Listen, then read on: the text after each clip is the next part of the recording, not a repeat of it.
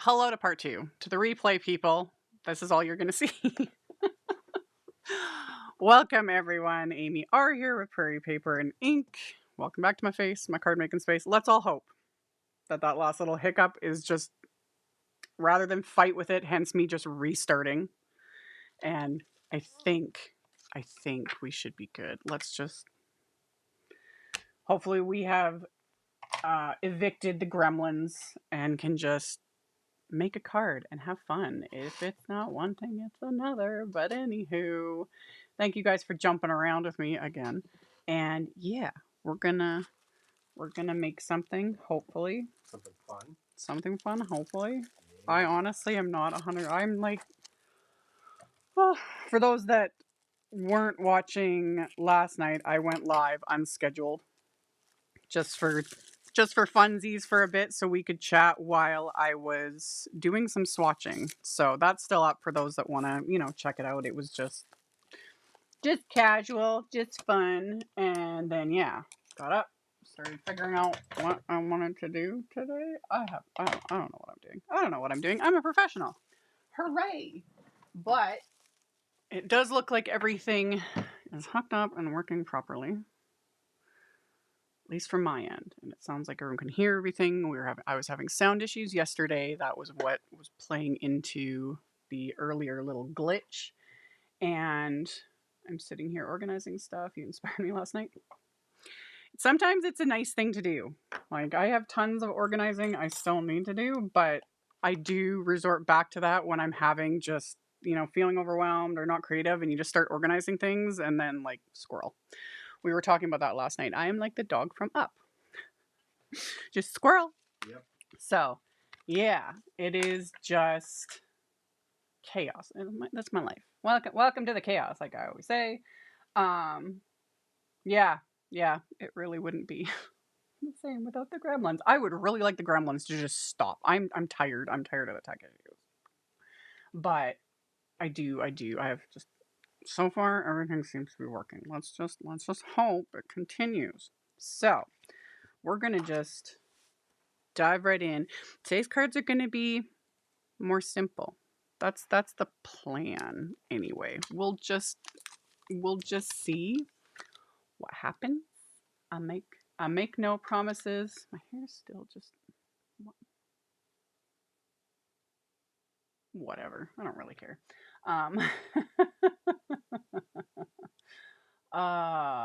Yeah, it was nice seeing you guys last night just for the chat. So let's Okay.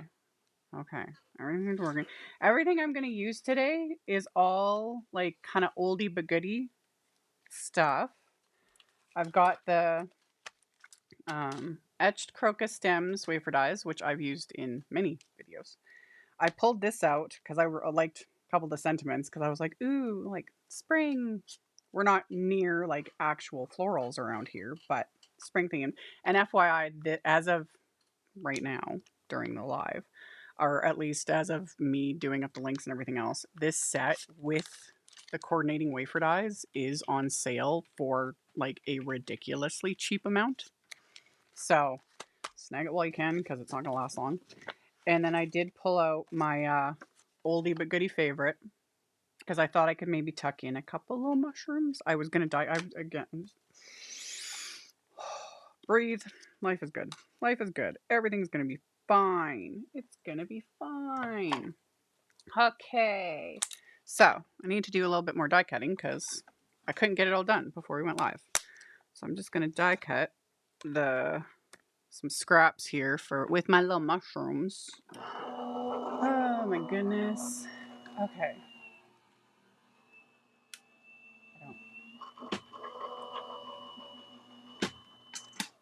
Okay. Hello to the UK and Scotland and Finland and Norway and just crazy. Beautiful places. Yes, so many like amazing places. So many places on my bucket list. Okay. I don't need those pieces. I just want the little mushrooms. I'm pretty sure. We'll see. We'll see. Let me get these guys popped out of their dies, and then we'll come back to them in a little bit, but I just need to get them die cut.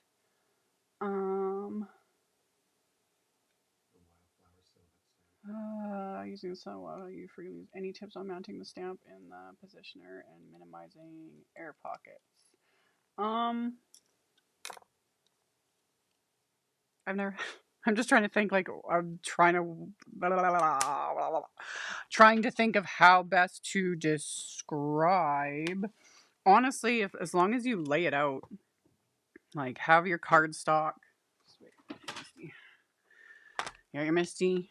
Pretend you got your cardstock. And then yeah, for those that aren't aware, that's it is a big stamp, like really big. So then like lay your stamp out and just make sure it's just flat. And then when you press the lid down, you can generally see like through the lid if there are air bubbles. And if there are, you just kind of like peel up the stamp a bit to where the air bubble is and then just kind of, press it in and it should be fine.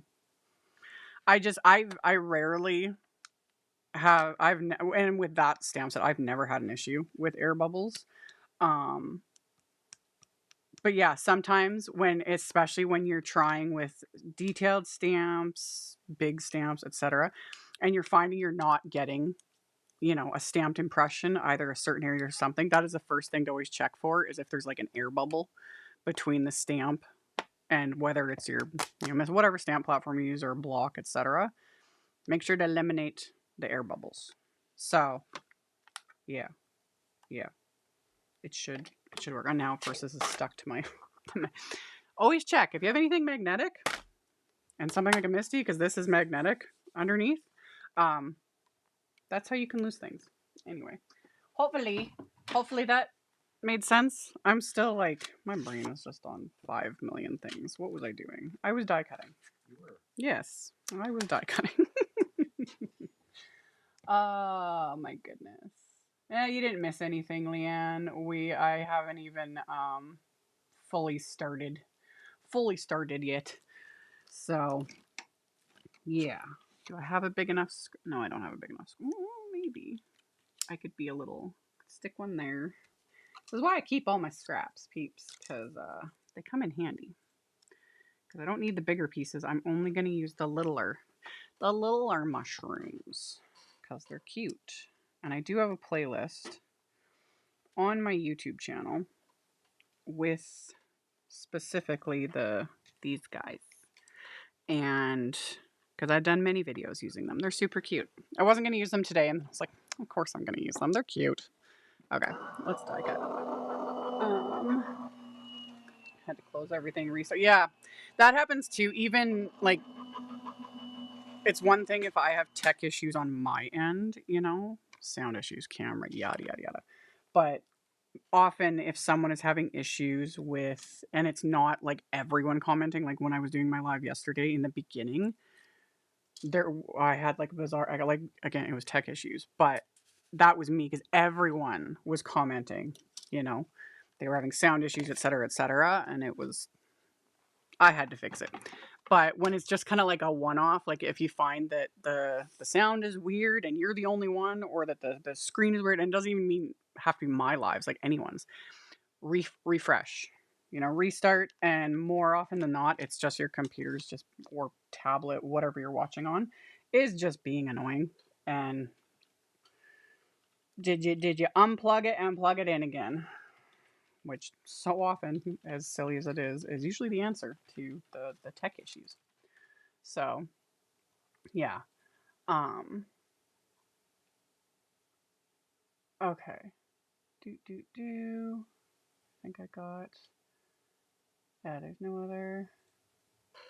Yeah, Cheryl, you got. Yeah, anyone tuning in now? You haven't missed anything. We started a little late because I had to restart. Hopefully that was the magic trick. Turned everything off, turned it back on again. Hopefully we'll just be able to do our thing. Okay, where's my packet? There it is. Oi. Okay. Did you work out what happened with the camera last week? Nope. Everything's been fine since. So it's Gremlins, man. They just only work on Sundays. Yeah, I think Gremlins only work on Sundays because it's always the Sunday lives that we have issues. Because did I have any issues last night other than the sound? But I fixed it right quick. Yeah. Yeah. Fun times. You had a live, every single video that you filmed this week had no... Oh yeah, no everything issues? was fine, and it wasn't because it wasn't the camera; it was the software. And things are. Some days I love tech in the sense that we can do stuff like this and hang out and chat and all the good things, and then the rest of the time I hate it with passion. Anyway, okay. Ooh, I should have pulled that off. Sorry, that probably sounded completely insane in the microphone. I got a little grippy mat, and I got my little crocuses, which I die cut before we started. I am planning on doing 2 cards again. We'll just see. I am going to keep it a little simpler today too, because like I said, I got 5 million things on the brain right now. Okay, so we'll do those. I'm going to move this guy. Let's stick all my die cut pieces. Oh, that's the one. The crocus. Yes. Such a funny name for a flower. Hello, Evelyn in Estonia. I know, right? But they're so pretty. They are. I love blooming here, which is even better. I know. They're just pretty. Okay. Just trying to position everything on here. I should be able to do all of this in like one go. That's the plan. But even the best laid plans, we all know. Okay. Just make sure I have enough space for everything so I'm not going to end up like accidentally overlapping. Okay. We got our die cut pieces.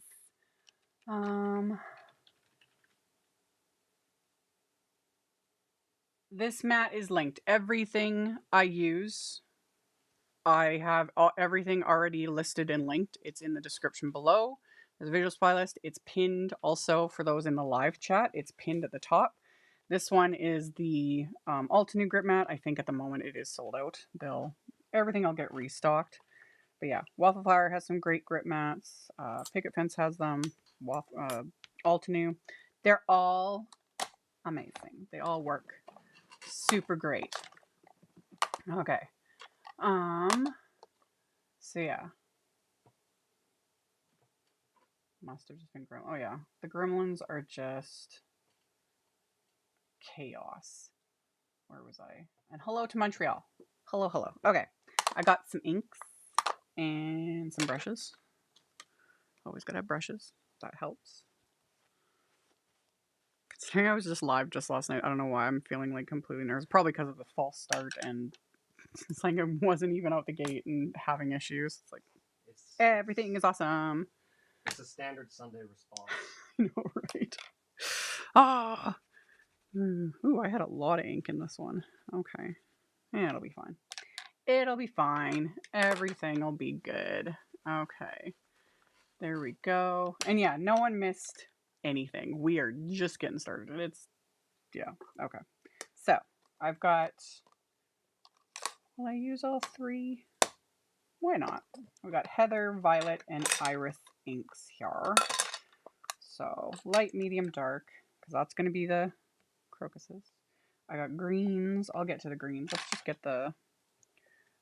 get the blending of the purples out of the way first, because I only have so much space to begin with. So we'll just slap color on these guys. Just like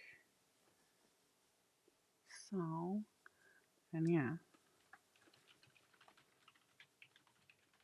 Everything else. Yeah, everything right now is working. Let's just hope. Yep. Let's just hope. Because again, that's the annoying thing is when I do my impromptu lives that aren't scheduled, that aren't the Sunday lives, like last night, I was live. I multi-streamed to YouTube and to my Facebook page. And did it all by myself because, you know. And it was fine. And then we start today and it's just like, nope.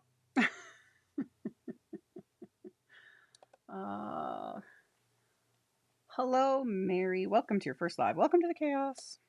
I make no promises of anything whatsoever. These purples are pretty. I was going to use the other purples that are more the pinky purples because that's just, I immediately like lean towards like that shade, but these are really pretty. Really, like they're pretty. You can't go wrong with these. So that was Heather. Oh, thank you, Moira. Let me. Thank you for the super chat. Oh, you won one of my cards. That's awesome. I have many cards. I'll get to that at the end of the video. We're just gonna keep doing our things. But anyway, thank you for the super chat. I appreciate it. So that was Heather. Medium color. I always forget. Violet. Violet Iris. So we'll go in with the medium shade first. And just kind of pull that in.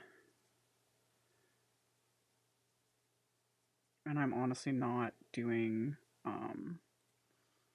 I've talked about this. That is one of the things I'm really, really liking about like these inks. I found the same result with Concord 9th inks as well as the Altenew fresh dye inks.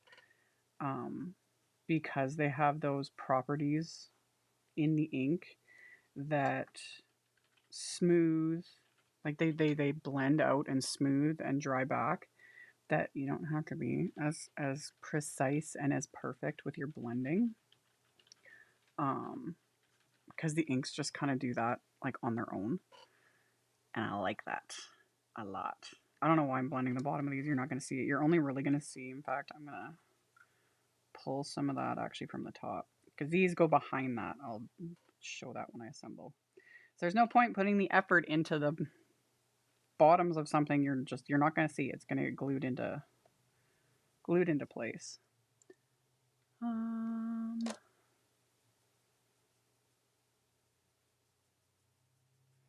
Yeah, I could maybe I could put a little bit of yellow. It's kind of too late for these back pieces because if you put yellow on top of purple, you get mud.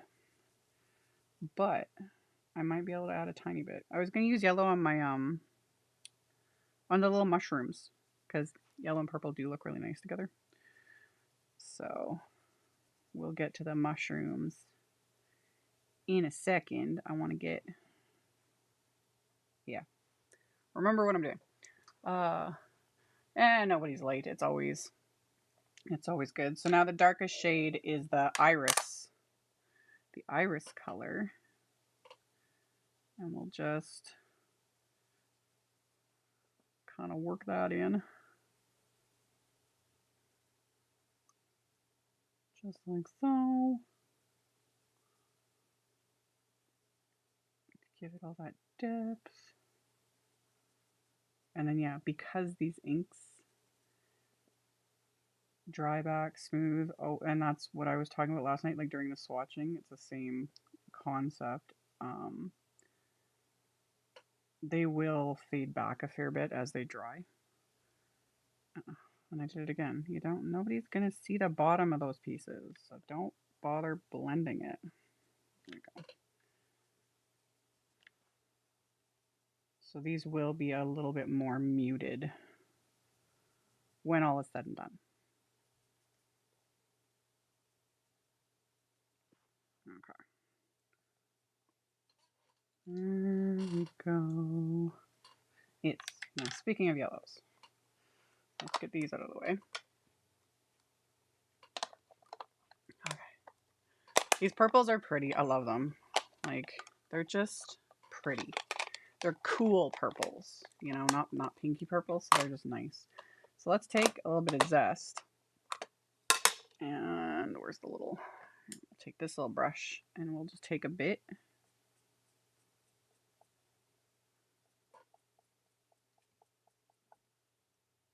And just pull that along the top.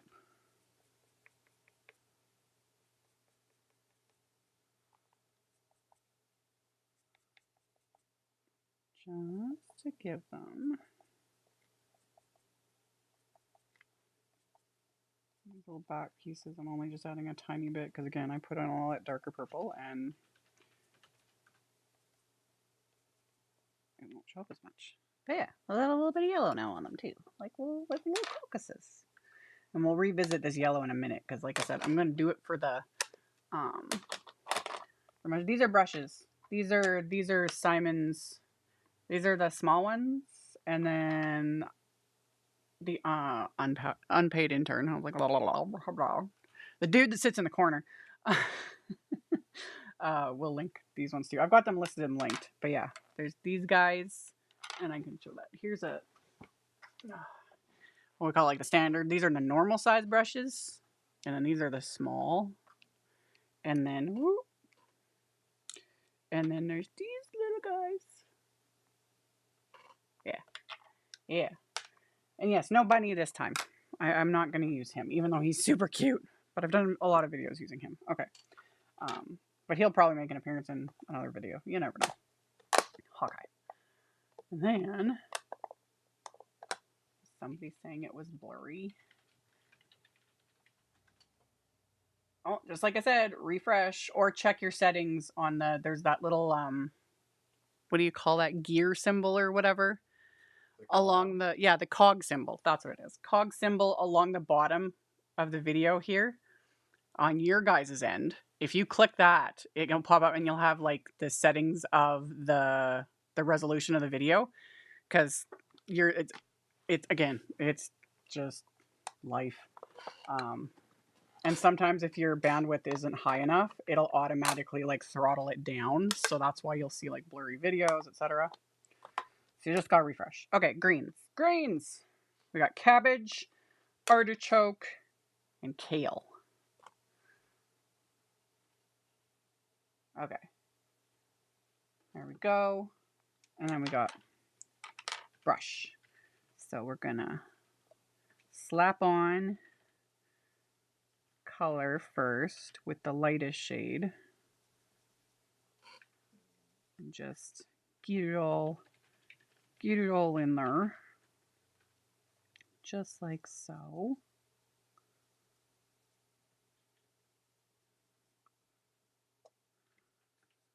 Okay.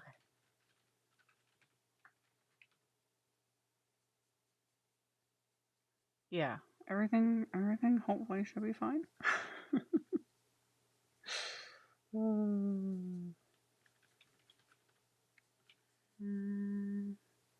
Healthy greens, I know, right?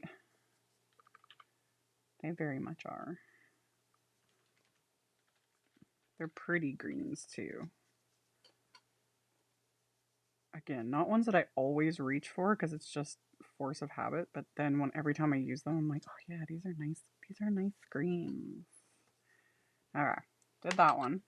So that was the lightest shades. That was cabbage. Put that lid on there. And then we'll go in with our medium shade, which is the artichoke. And that's where you start getting that depth, you know, just a bit. Just a bit.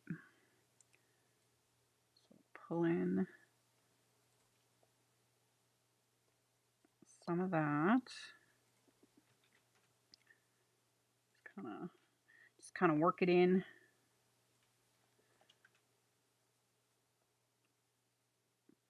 Again, I'm not being super like persnickety about it, because this will all dry back a bit, smooth out. I'm gonna layer things up. We're gonna, of course, we're gonna add splatter. Like, really, who are we kidding?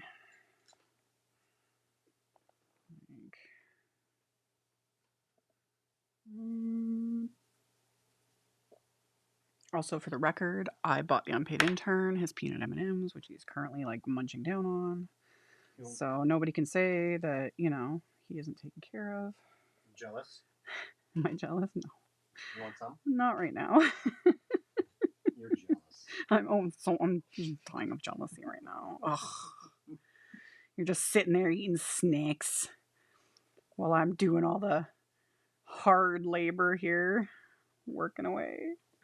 Where?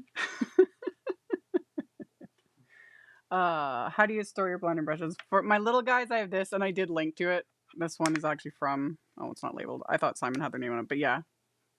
The little guys I just keep in one of these doohickeys, and that's listed. And then all my other ones, I have little blending brush holders from, it's called Make It by Marco, and like MARKO. They're on Etsy. And they make all sorts of like 3D printed things for like crafters specifically. So they make like little brush holders and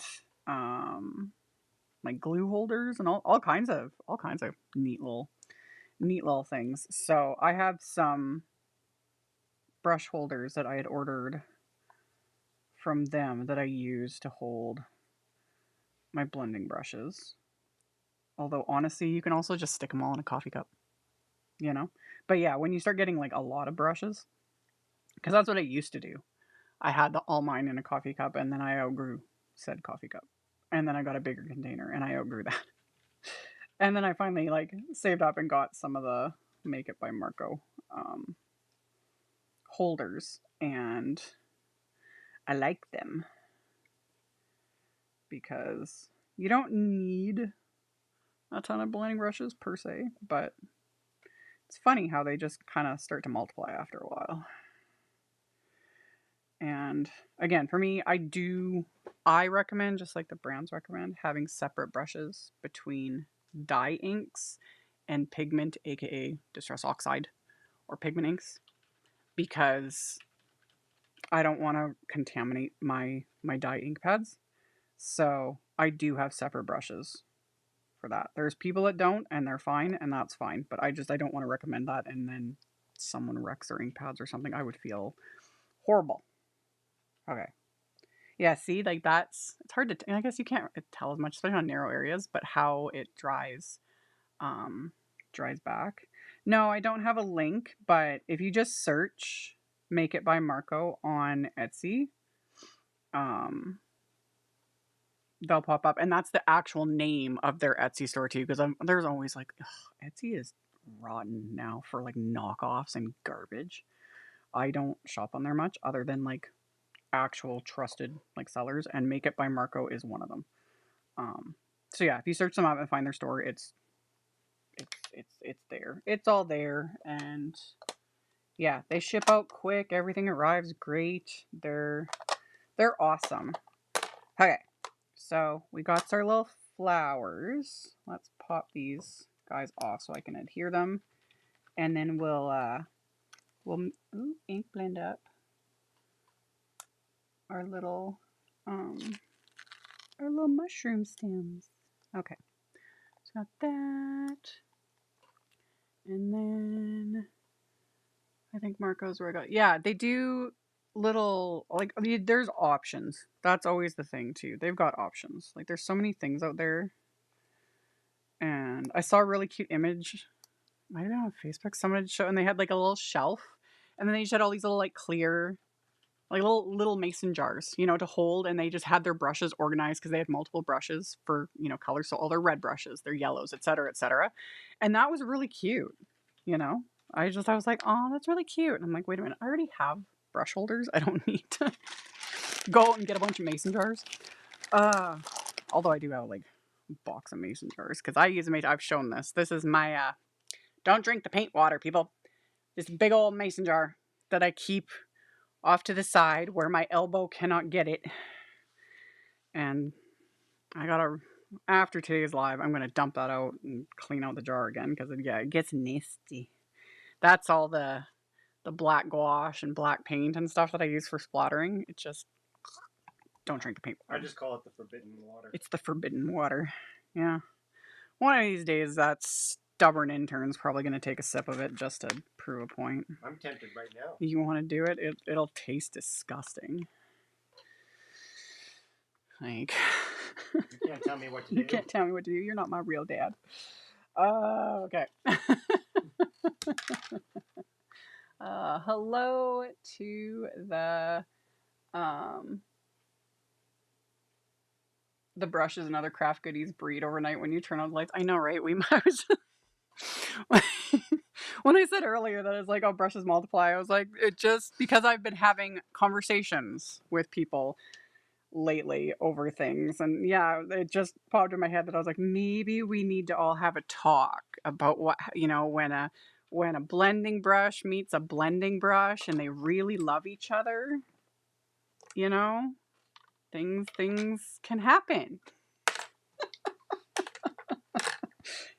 Anyway, told you guys, welcome to the chaos and my twisted mind. Okay. Oh, there we go. Okay, I need to, as always, unclog my little glue press. It would help if my pins weren't also covered in glue. And now we can assemble. These are one of the easiest little layering sets because it's just 2 pieces. It's very, very simple. So we'll just add, if we can get the glue out. Oh, I clogged it good, didn't I? There we go. Get out of there. There we go. I don't need much. I'd like more than that though. There. Okay. Well, the more you know. Knowledge is power, people, you know? Maybe someone didn't know that, and now they do. Like, where did blending brushes come from? That's what happens when I don't get enough sleep. There we go. See? Just simple. And that's why I did it darker on the piece underneath, so it gives it that bit of, you know? So, there we go.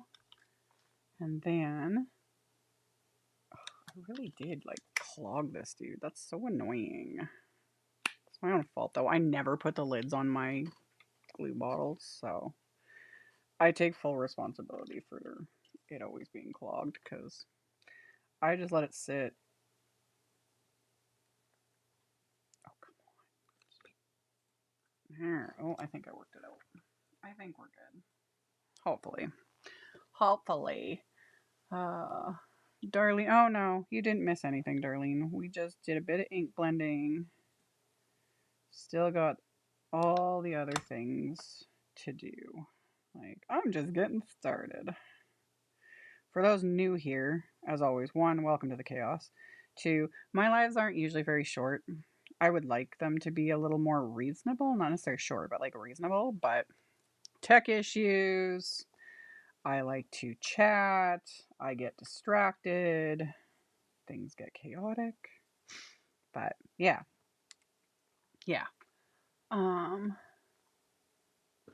I thought the craft gnomes made them in their mushroom workshops. You never know. Like, there could be multiple ways that blending brushes come into existence. Here we go. There. So yeah, we got our little crocuses. They're so cute.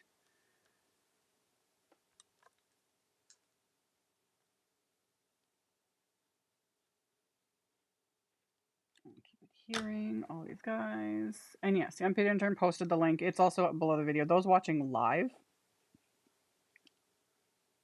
there's a document in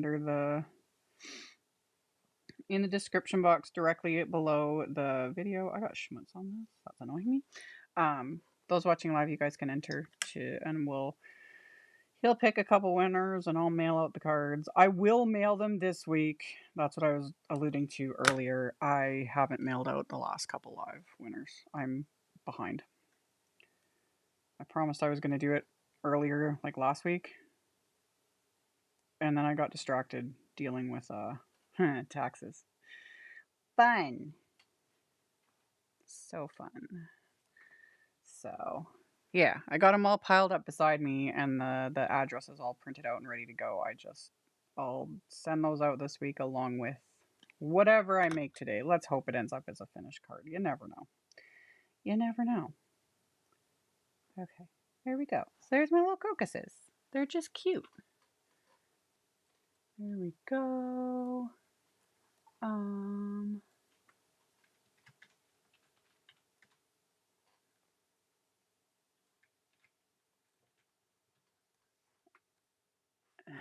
Okay, I was like getting distracted here. Okay, so we got those. We got our little.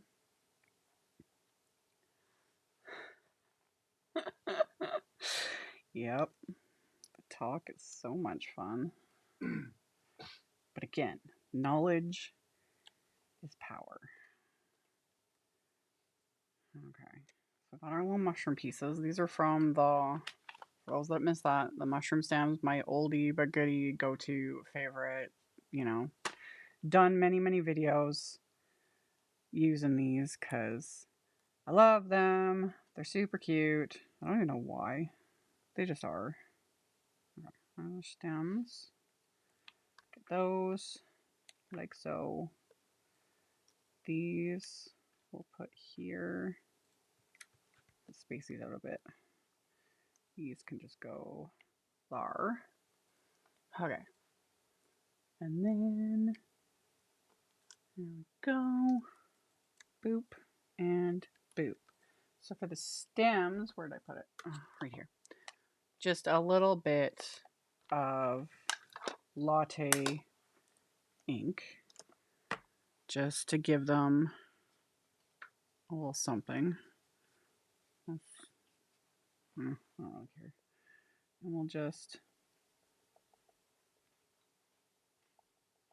kind of add a bit of that. Not a lot. Just so it's not bare white. And this is going on a smidge darker than the actual color because my brush has whatever shades of brown in it, and I don't care. It's fine. So we're just giving it a little something. So yeah. What's the name of the mat? This is an Altenew Ultra Sticky Mat. Again, if you click on the visual supply list that I linked at the top of the chat, and it's also linked, because if you click that, it'll open in a new tab, and it'll take you actually right to my blog post where I've got it all listed so you can see each item as well.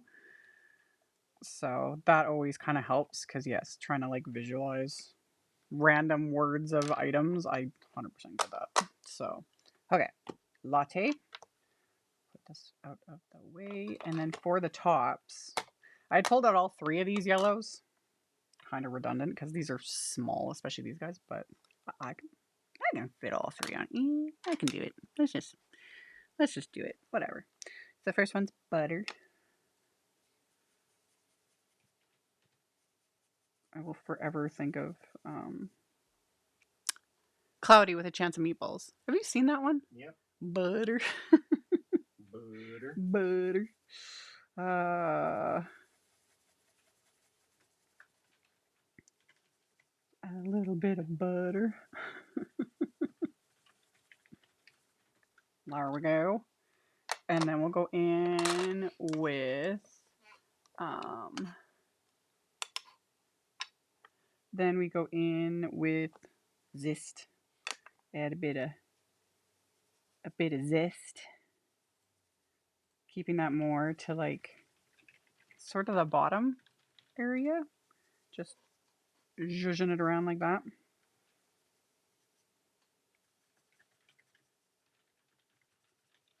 There we go. And then Steve, yes. I need to watch that movie again. It's been a long time. It's such a cute movie. It is. I thought it was going to be so stupid when I saw like before it came out. And then I was like, oh no, this is like a really cute little movie. Steve. Okay. And the last one was honey. Very pretty. Very pretty, which my camera always, they're a little richer and more in depth than they show on camera, but that has to do with, and I've talked about this, yellows are a beast when it comes to photos and video. Yellow is a beast. It messes with the white balance. I don't even want to say too much because I'm scared that I'm gonna wake up the gremlins and they're just gonna, because that's what happened last week's live, was the white balance went completely haywire. Thankfully it was at the end, so it wasn't a big deal. Like I'm just whatever, but it was very random. Because yeah, yellows are a beast to film with, but to create with, they're very pretty and I like them. I like yellow. Okay, there's only little pieces. And then yes, the thing, regardless of the brand, because there's Altenew, there's Waffle Flower, there's Picket Fence, any of these grip mats that are made from photopolymer, you clean them like you clean your stamps. So, I'll just wipe with like a baby wipe. I will use stamp cleaner. Do not use alcohol on these or on your stamps. Because alcohol and photopolymer, no. Like, if you've done it once here and there, it's not the end of the world. Like, don't worry about it. But if you do it enough, like, it'll, like, literally damage. I think it'll, like, dry out the photopolymer. Either that or it'll, like, the alcohol can, like, soak in and make it gummy. That's also a potential. And then the other thing to always remember, too, with these, same with your stamps, is don't soak them in water. You can wash them. I do that when I have, like, paste and crap all over them. I just take it to my sink, bit of soap, dish soap, scrub with water, and then I let it air dry. Don't let it sit and soak in water, because same thing, that water can start permeating and like you can wreck either your grip mat, your stamp. You don't want that. You don't want that. That's not a good time for anybody. Because, yeah. So if no one's ever told you that before, you're welcome, and I'm sorry. Like, depending, because you never know. So let's just get those out of the way. Okay. Is there a reason why all your colors go by 3? No, they come like that. Yeah, it's for shading, for layering, that sort of a thing. Did I need to use, like, especially on these little things, did I need to use 3? No, I could have used like just 1. Could use 2. I could have used 20. Really, it's just personal preference. But lots of brands now are doing like like Simon, like trios, and it's just nice because then you've got a light, a medium, a dark. Or in like Altenew's case with their quads, you got 4, which is nice. But and then with other brands that don't specifically have it as a trio, it's pretty easy usually to find some colors, and it's like a light pink, a medium pink, a dark pink. Like, it's just nice because it gives depth. So I got light to dark. So, are those better than using sticky mats? Sticky mats still have their place. But for a lot of the stuff I've been doing, I really like. That's why I've been using those grip mats since they started coming out. And I still have a bunch of sticky mats and I pull them out occasionally. It just depends on what I'm doing, really. Like, I really like my sticky mats with die cuts when I'm doing like watercolor a lot of the times, because they'll hold the little die cut pieces a bit better because it's, instead of a grip, it's actually like sticky, But I switch between either or, more so just to show people it's like you can use either. They work. Yeah.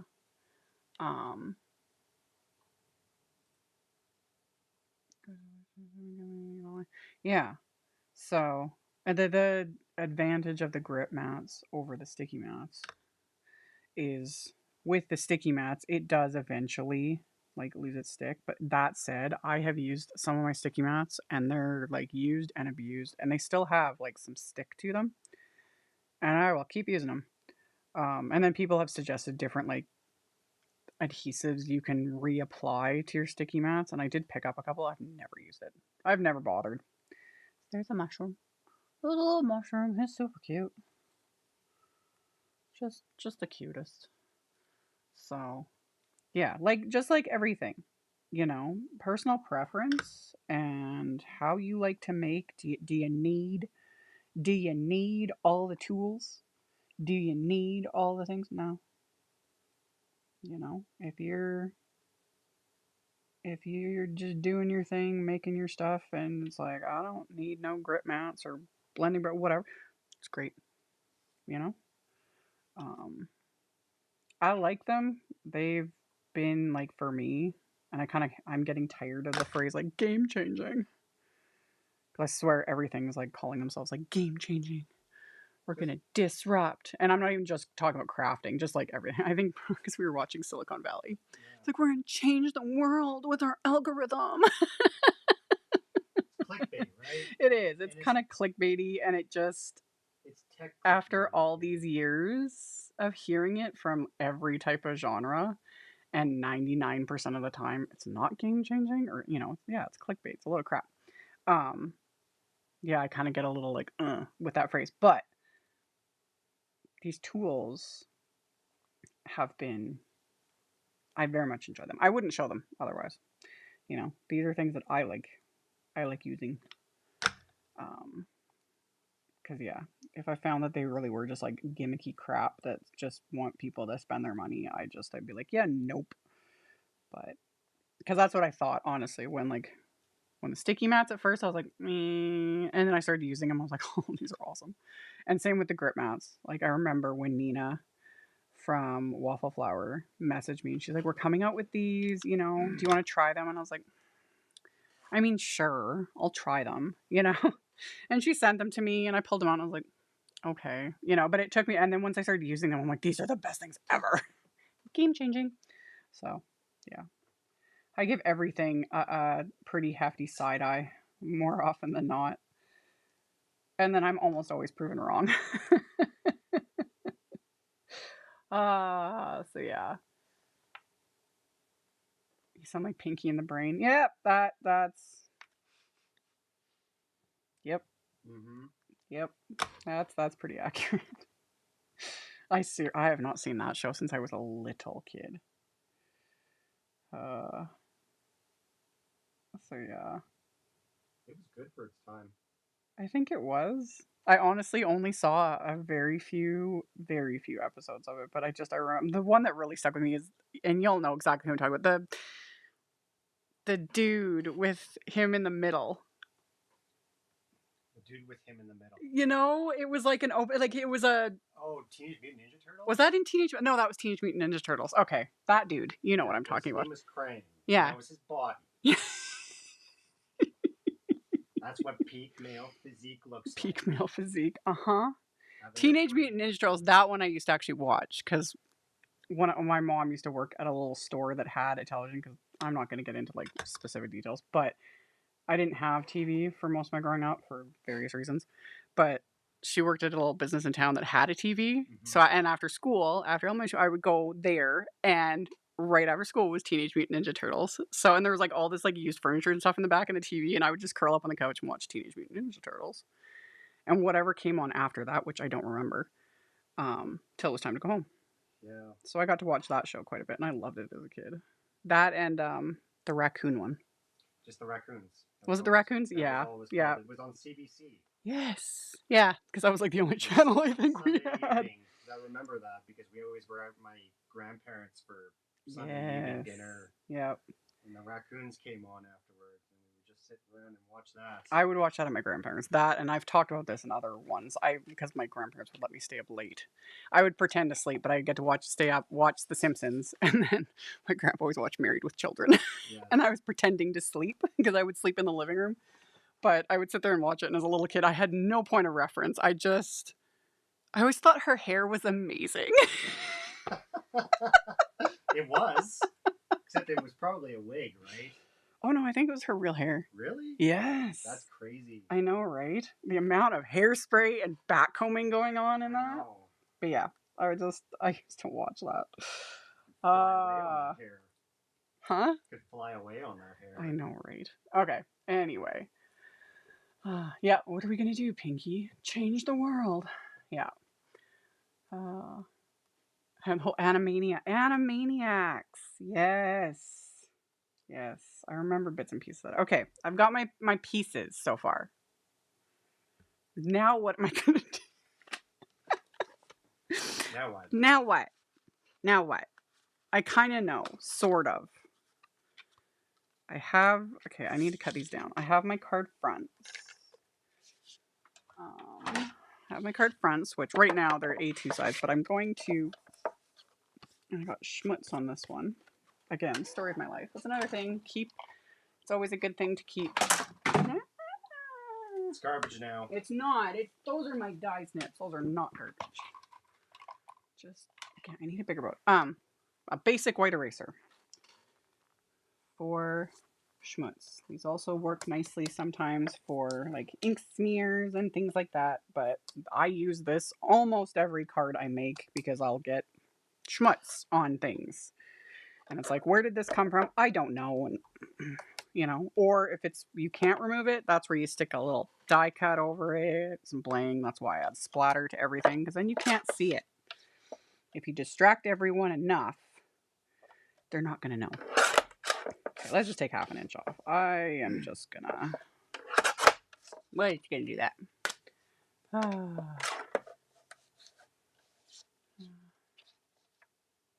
Oh, thanks, Melanie. Yeah, like I'm as real as I can be, I guess. It's just chaos, man. Just pure chaos. Okay, I trimmed those down, took half an inch off each side. So right now they're 3 3/4 by 5 inches. I don't always share the exact measurements because more often than not, I'm just, you know, but yeah. So we got that. And then we got, nope, sentiments. I'm a professional. I wanted to use just that one. Yeah. So like I said earlier, when I mentioned this set, yeah, hopefully it's still available. As of starting this live, it was on sale with the dies. Like this is normally like almost $70 with the dies because the dies are big wafer dies. And I just lost the stamp. Oh, we're good. We're good. Everything's good. So yeah, it's on sale. So we're gonna heat emboss.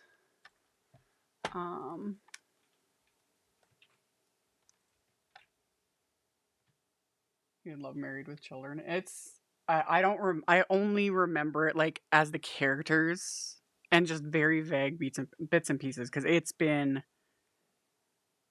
30 plus years since I've seen anything of it other than like random memes when they do it. Those are rare because no one talks about Married with Children really much anymore.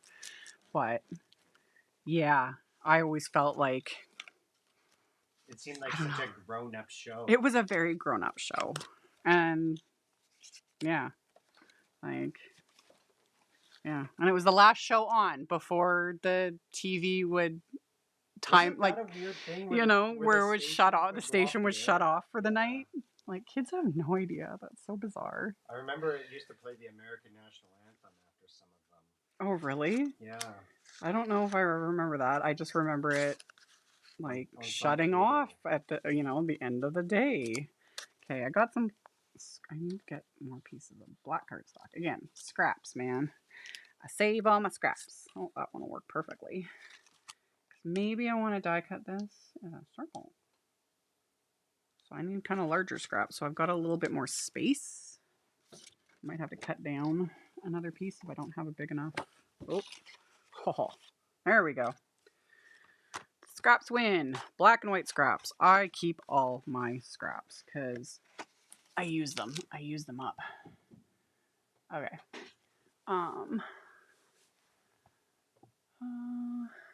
Good night, Santa. Okay. So we've got our sentiment. Got there's a little piece, some little scraps of black cardstock. Just gonna get that there. And then let's kind of move some stuff out of the way. I remembered to plug in my heat tool before we started, so hopefully that won't like shut off the live stream. Tech issues and gremlins, they never, ever end. Okay, got my brushes out of the way. I've got embossing powder, clear embossing ink, and then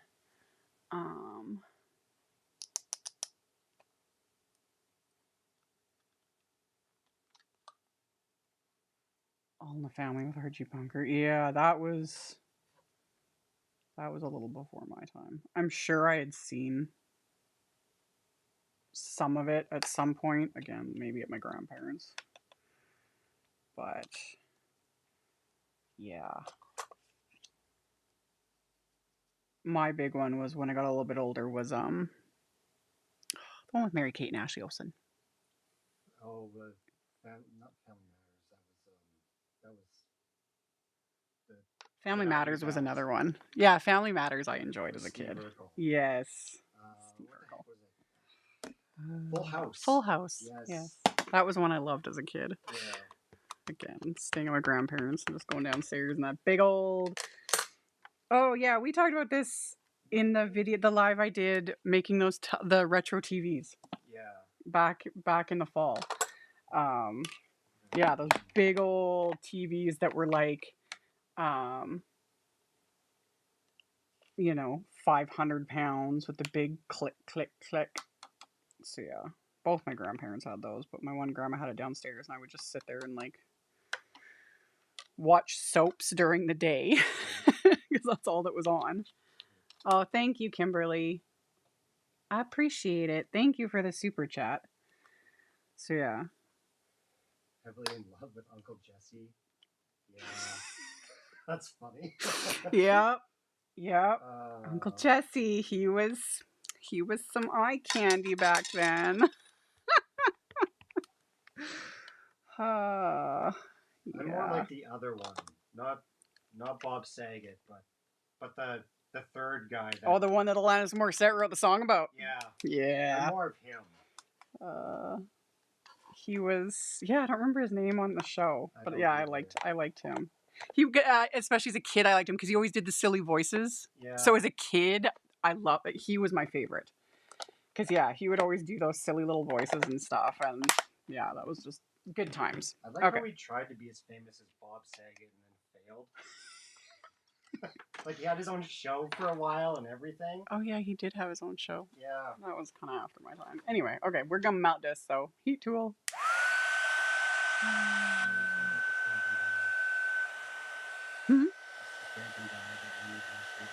Did it sell out? Sorry.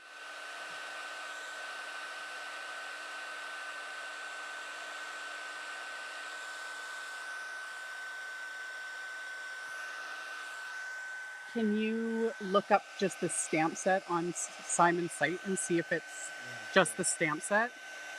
Because I didn't even think to link to it.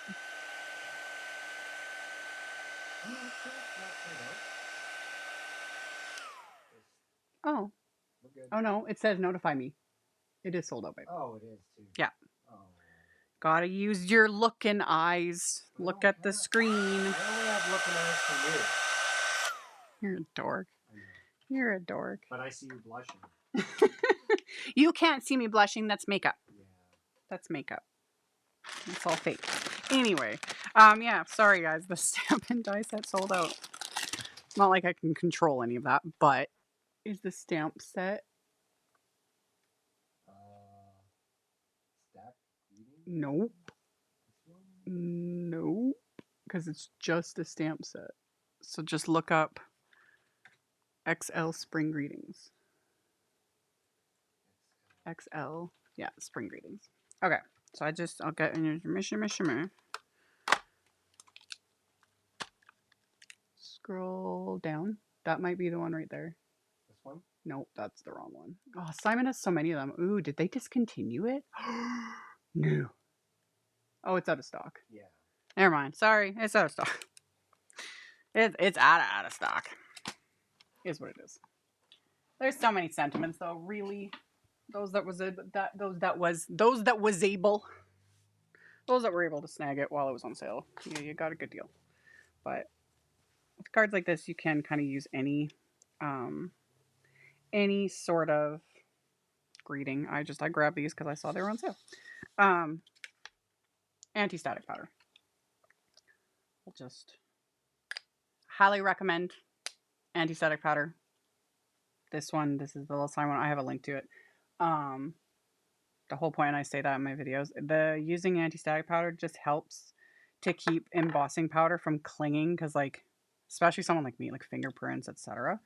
The thing is though, obviously on dark cardstock, because you know that's plain cardstock, it leaves like a cast on it.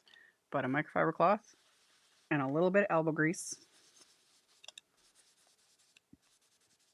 That's all you gotta do. Can the heat tool damage the waffle flower sticky mat? Oh yeah, do not use your heat tool on. Yeah, no. The heat tool on the grip mats. I've proven it with the actual sticky mats. I think I still have it here, and I can actually show it. Is it this one? No. Not that one. So like sticky mats. I don't have links to these right now. You can look them up, Chris. Here's that one. Here. It's got the name right on it. The stamp and stencil mat. Right in front of your face, yes, right in the middle. It is well loved. Here it is. Is this the one? I don't even know what I did. I've got, okay, anyway. These are my sticky mats. These are sticky. They've got like a sticky coating that's not permanent. So you can like stick your pieces to it. And that's what I've done with like watercolor. These I just rinse under water. I do not scrub them because you will remove that actual adhesive. And so obviously over time, especially with things like watercolor and that, it just builds up and they stop being sticky. But like I've got a ton of use out of this. These are not heat safe. And I was trying to find, it's around here somewhere, but I'll find it of course after the live. It'll be like, hey, I was here the whole time. I tested it on one of mine. I had die cuts and I wanted them to dry. So I just like was using my heat tool and it just like, it melted or started to. So yeah, you don't use heat on these, and it's the same thing with the like the grip mats. These do not use your heat tool. Like do not heat emboss like while, you know, if you have something stuck to it, don't remove it. Not to mention when you're heat embossing, this is we're getting into a little bit of physics. When you're heat embossing, it makes a difference if you know, do like this, because then the air can pass through the heat, not the air, because the air is not going to pass through a solid surface, but the heat is more dispersed and it will melt faster, you know, because if you've got this connected to a board, a surface of some sort, or even just like on your surface, you know, and you're doing this, there's nowhere for the heat to go. And that will cause, like, that's also why your paper starts like curling really, really bad, because there's nowhere for the heat to escape. So if you're holding it up, whether you're using like tweezers or the grippy things or whatever, it allows the heat to disperse. So, yeah. And then those items, the grip mats, the sticky mats, those are not heat safe. So don't do it. Don't do it. Okay, we did that. And then, since, even though this set is, the dies are sold out, you could also, anything like this, you could just use, I was gonna, but I have the coordinating dies, so I'm gonna use them if I, this one, right? That's the one I need. You could just use like a circle die. That's normally what I do. Just use a little circle wafer die. And yeah. Boop. So let me get that die out of there, because I've surprisingly never used the die before. Probably because I use it with a circle. Out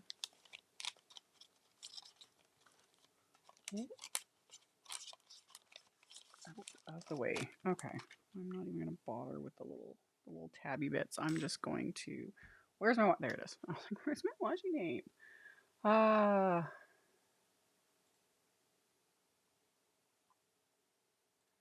Good advice. I get lazy and heat on the glass. Like, none of that. It's not the end of the world, you know? Or even to have... Like, because like sometimes even, especially if they're like smaller pieces, to use something like silicone. These are heat safe. These are silicone, they're heat safe. You know, those sorts of things. And you can do that and like heat and whatever. And it's not wrong.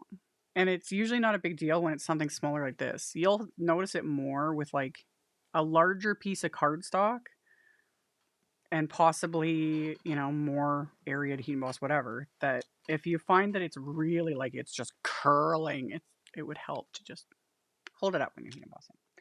Hopefully that makes sense. Okay. This is from Simon Says Stamp. It's linked in the supplies, the Antistatic for Simon. I think they just call it a powder tool. an internal link to it. Yep. But it's linked in the supplies. I like it. I like these types of little tools because I don't. The old, you know, we used to have an old, it was the magic powder bag. I have one still somewhere. I hated the feel of that thing. Ugh. Yeah. Gross. So this keeps me from having to like touch the powder because it's yucky. I don't like it. This stuff's actually not bad because I'm pretty sure it's a kaolin clay powder. Another recommendation is not to use cornstarch because I know a lot of people have used that. Do not use cornstarch when you're doing heat embossing because the main purpose of cornstarch is to absorb. You know, so it's just going to like absorb your ink. Cornstarch is not anti-static. That's not its purpose. Some people do use baby powder, and you totally can. I can't stand the smell of baby powder. Just gross. Won't use it. But yeah, again, there's not really any like specifically wrong answers, but definitely don't use cornstarch. I didn't even know people were doing that, and then I think it was like Tim Holtz that had mentioned that people were using cornstarch, and I was like, why?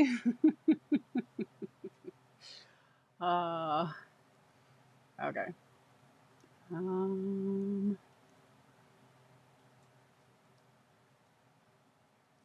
Yeah, that is, and yeah, some cardstocks, it's like thinner weight cardstocks too. It also can happen, like your cardstock curling. If you live in a climate that is more like humid, you could also see your cardstock curling because, you know, there's probably just a bit of moisture in the cardstock if you're in a more humid climate. And then you're heating it with your heat tool, and then it's just like, you know, that can happen too. Okay. So we'll die cut our little sentiments.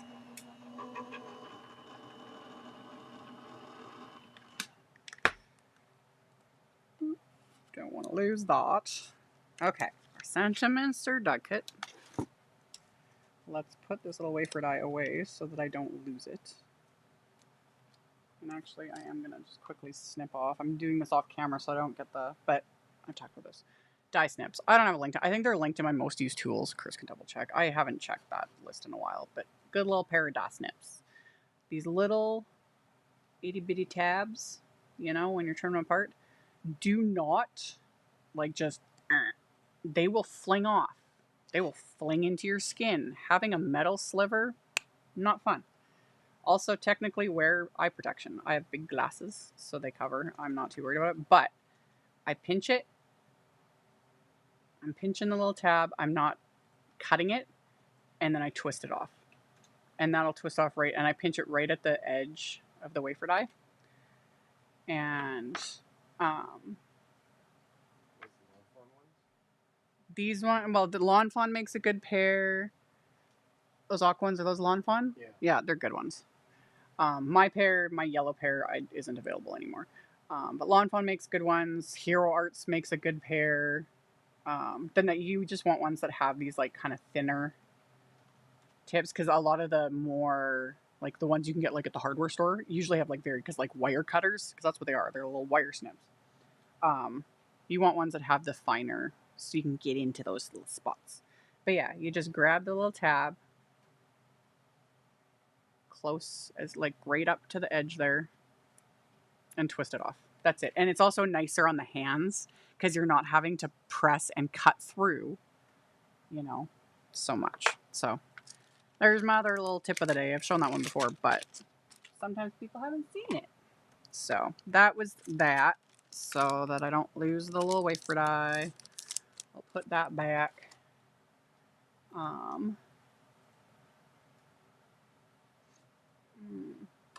There we go. Okay. So we got sentiments. Oh, and I want to stamp on the inside too.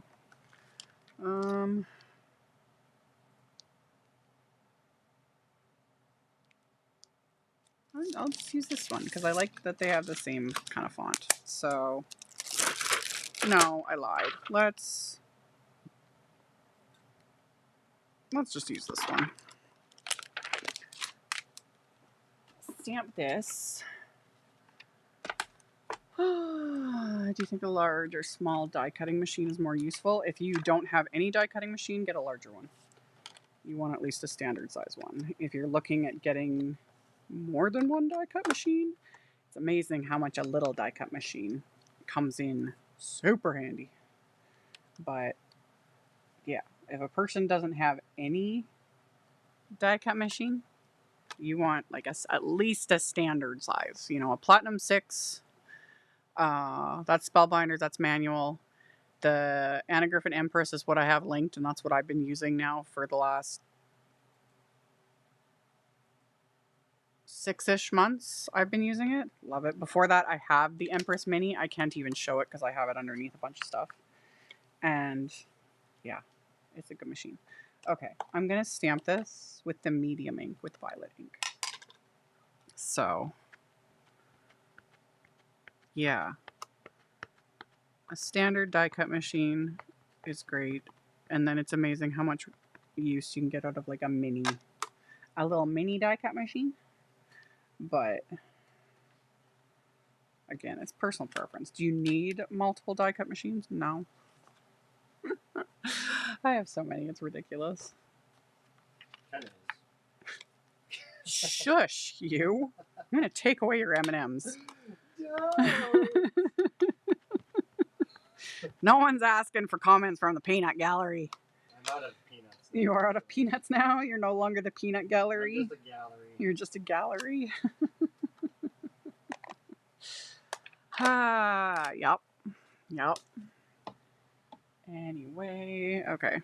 So there's the insides. Like I said, keeping it a little simpler. Keeping it a little simpler. And oh, Kathy Zielski. Love Kathy Zielski. She's well aware of it. I tell her that like almost daily. I love you. And I've told her too. I am the queen of the Kathy Zielski fan club. Apparently, my check's in the mail from her. She told me that during her last live. Because yeah, I took it over, and I don't know why I called myself the queen instead of the president, but I was like, whatever. I am the queen of the Kathy Zielski fan club. She's awesome, and yeah, she also like has helped me with like the tech crap and so many things. She's the best. I love her, and her cards are amazing. She's got such an eye for design, and yeah.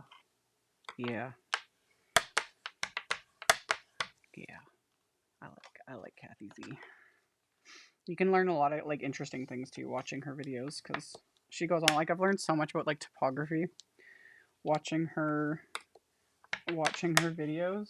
And although I will say it was Laura Basson that we learned about the tittles every time.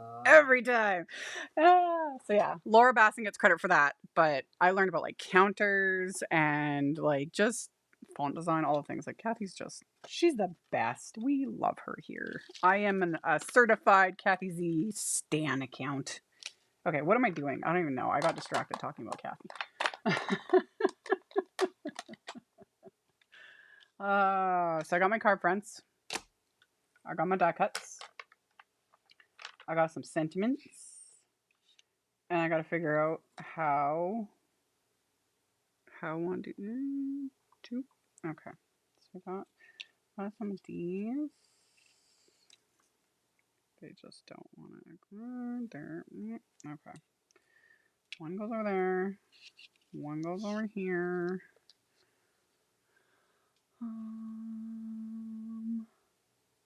Yeah, free the tittles.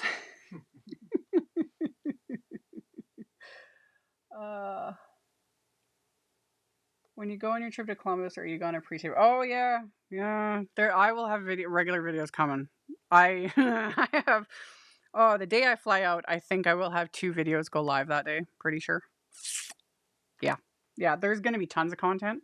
I am not promising that I will be posting much like photos behind the scenes. At Create, I can't promise that just because it's going to depend on a million different things. Oh, thank you, Connie, for the super chat. Thank you. I very much appreciate it. And yay that the card arrived. But yeah, I will have like my like pre-recorded card making videos. There's gonna be several. Hopefully, if I get everything done in time. Which I kind of have to because I said yes to many things. Okay, what am I doing? I don't know what I'm doing. I want this. Okay. Okay. Back to what I was doing. So yeah, no, there will be content. See, I got some schmutz on here. Let's get that little trusty eraser out again. And the schmutz is gone. Perfect. That's all you gotta do.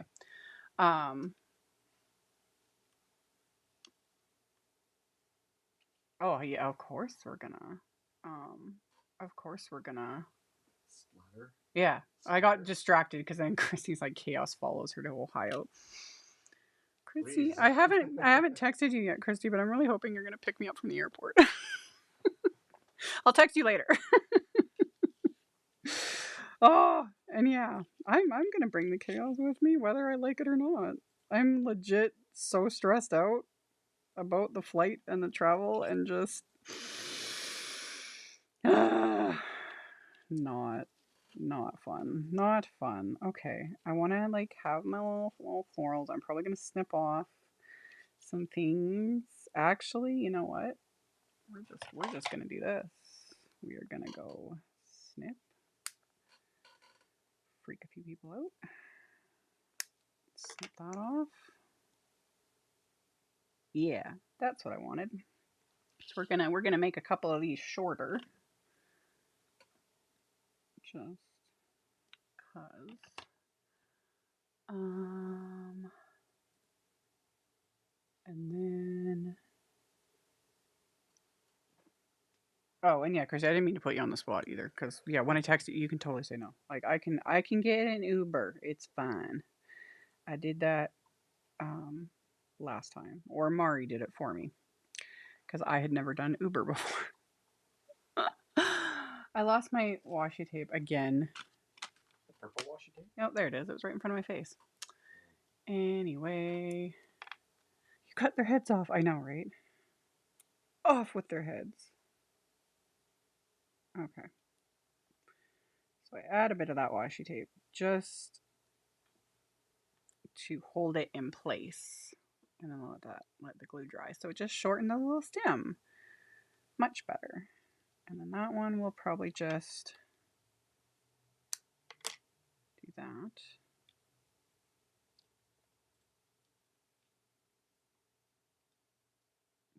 Oh yeah, there we go.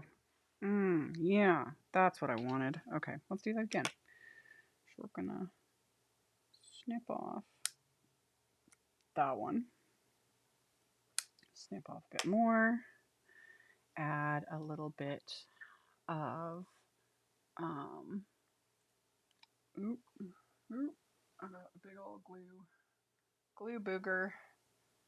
I'll be there Saturday, but just for the make and takes. Oh yeah, they did. They sold out ridiculously quickly. I couldn't believe it. So yeah, they sold out completely. Unlike in years past where this doesn't have to be exact, it's fine. Where you could show up and just pay at the door. They sold tickets ahead of time this year, and it's sold out. Like, holy man. So yeah. It'll be a good time. So crazy to think that, yeah, 2 weeks from now I'm gonna be on the flight back. That's crazy. Yep. That's crazy. Okay, so we got that. We got cinnamons. We got a couple little mushroom seeds. Look at those little yellow mushrooms. Put that there. Gonna do. Okay, I know what we're doing. We're good. We're good. And are we gonna add splatter? Of course we're gonna add splatter. Of course we are. That's what we do. That's what we do here.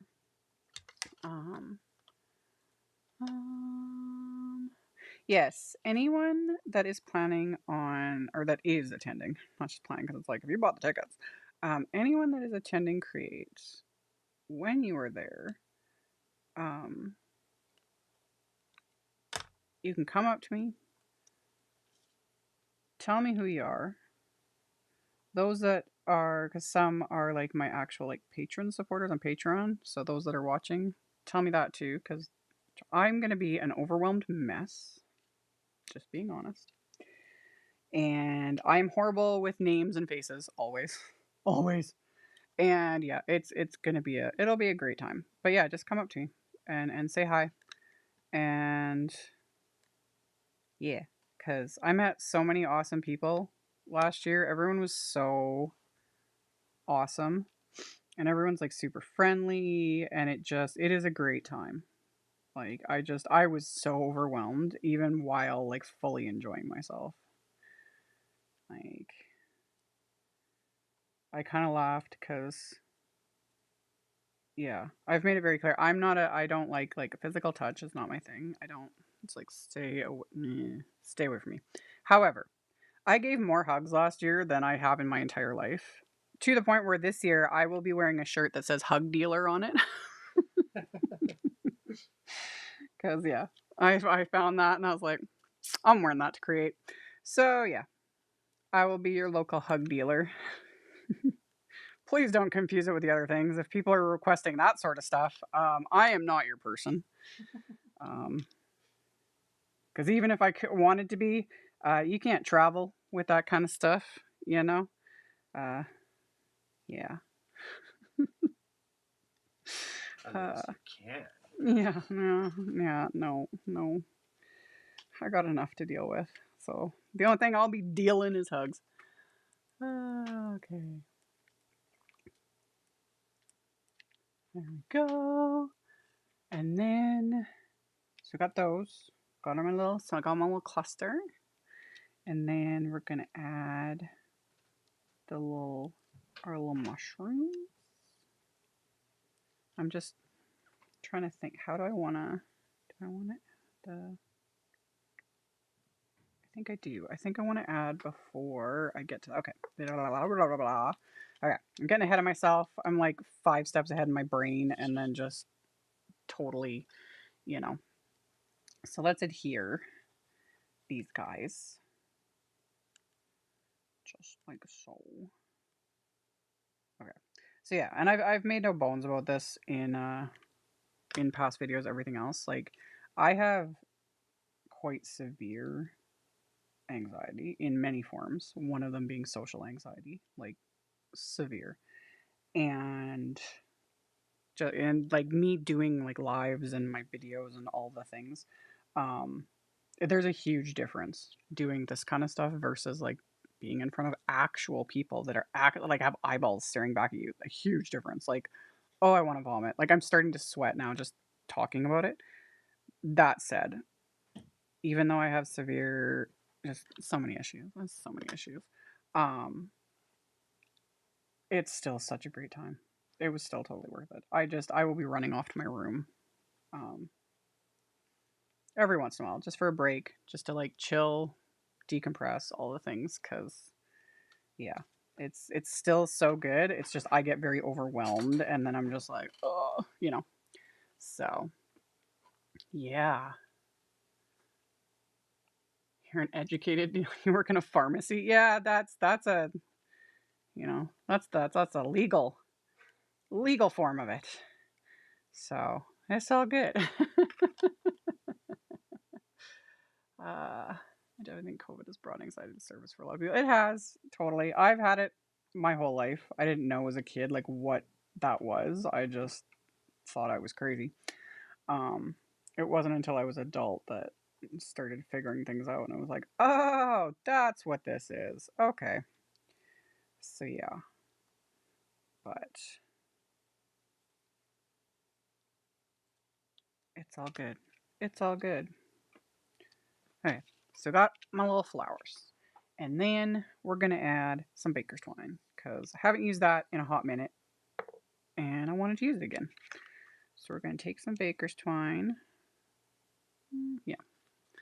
And then we're just gonna wrap it around the back. Get where you need to go. So we're gonna wrap around the baker's twine. It's harder to do this live when I'm like trying to talk at the same time. Okay. There we go. Cut a bit of that. And then we get the trusty little reverse tweezers. Move that twine out of the way. So you take the baker's twine and you wrap it around just like so. People are getting anxious for the splatter. The splatter, it's gonna happen, you guys. Hold your horses, man. I am creating like monsters out of everyone.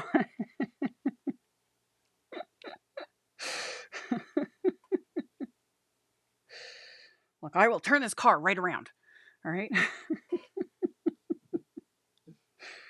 Okay. So yeah, the tweezers hold it, for me. They're like little extra baby fakers, which is so nice. So I haven't pulled anything tight yet, so I can zhuzh and build my little bow the way I want before actually pulling it tight. Because especially with baker's twine, because baker's twine is twisted, So if you start pulling things tight and they'll twist, and that's where you'll start seeing your bows go wonky and all that kind of stuff. Also, don't forget, I have this with the bow tying. I am a professional.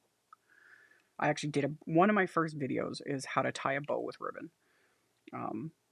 From 15 years ago or whenever it was. I don't even know how long ago. It was like back in 2009, 2010 maybe. So I have tied a lot of bows. And even then, sometimes they don't turn out very good. But practice. Doop doop. See, so we got a little bow. Okay. Are you teaching any? I'm not teaching nothing. As of right now, I'm not doing any demos either. I wasn't last year, and then I ended up in one of the booths because there was chaos. I don't think any brand will ever invite me. I'm not joking, you guys. Like, I'm a mess. I'm chaotic, and I'm not professional. So yeah, I helped out Shannon last year in the booth because it was just, there were so many people and the things were insane. So I just volunteered myself to help, and I had a great time. I was not professional at all. So I just would expect brands to be like, no. So as of right now, and unless absolutely, something crazy happens and they're just like, is there no one else with a pulse here that can help? They'll be like, me. And I'll be like, anyone. Seriously. Like, they'll take the janitor of the hotel or something. You know what I mean? So yeah, I'm not teaching nothing. I'm not demoing nothing. It is a very much a different experience doing it like in person.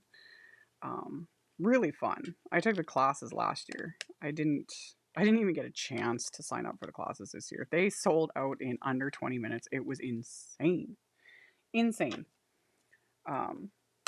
But yeah, I had lots of fun though. I didn't get to do as many last year. I'm hoping to do more this year of the little create it, take it's where you sit down at the booth and make the cards they've designed and all that. I found that a lot of fun. It was kind of neat to sit down and make something that somebody else designed. Like, I didn't have to think. They're like, you use this and then you do this, and I was like, this is awesome. I'm like, I'm just doing my thing, and yeah, it was so fun. I lost a white hair. Oh well. There'll be others. I know there'll be others. There'll be many others. Die cutting so fast. You were sweating. I was. Yep. I was also sweating because it just not my forte, and I was trying really hard. I think my body was rejecting me trying to be professional, and I was failing miserably at it. I was dropping F-bombs. And yet at the same time, I was still having fun. But yeah, I was sweating. But yeah, it was totally worth it.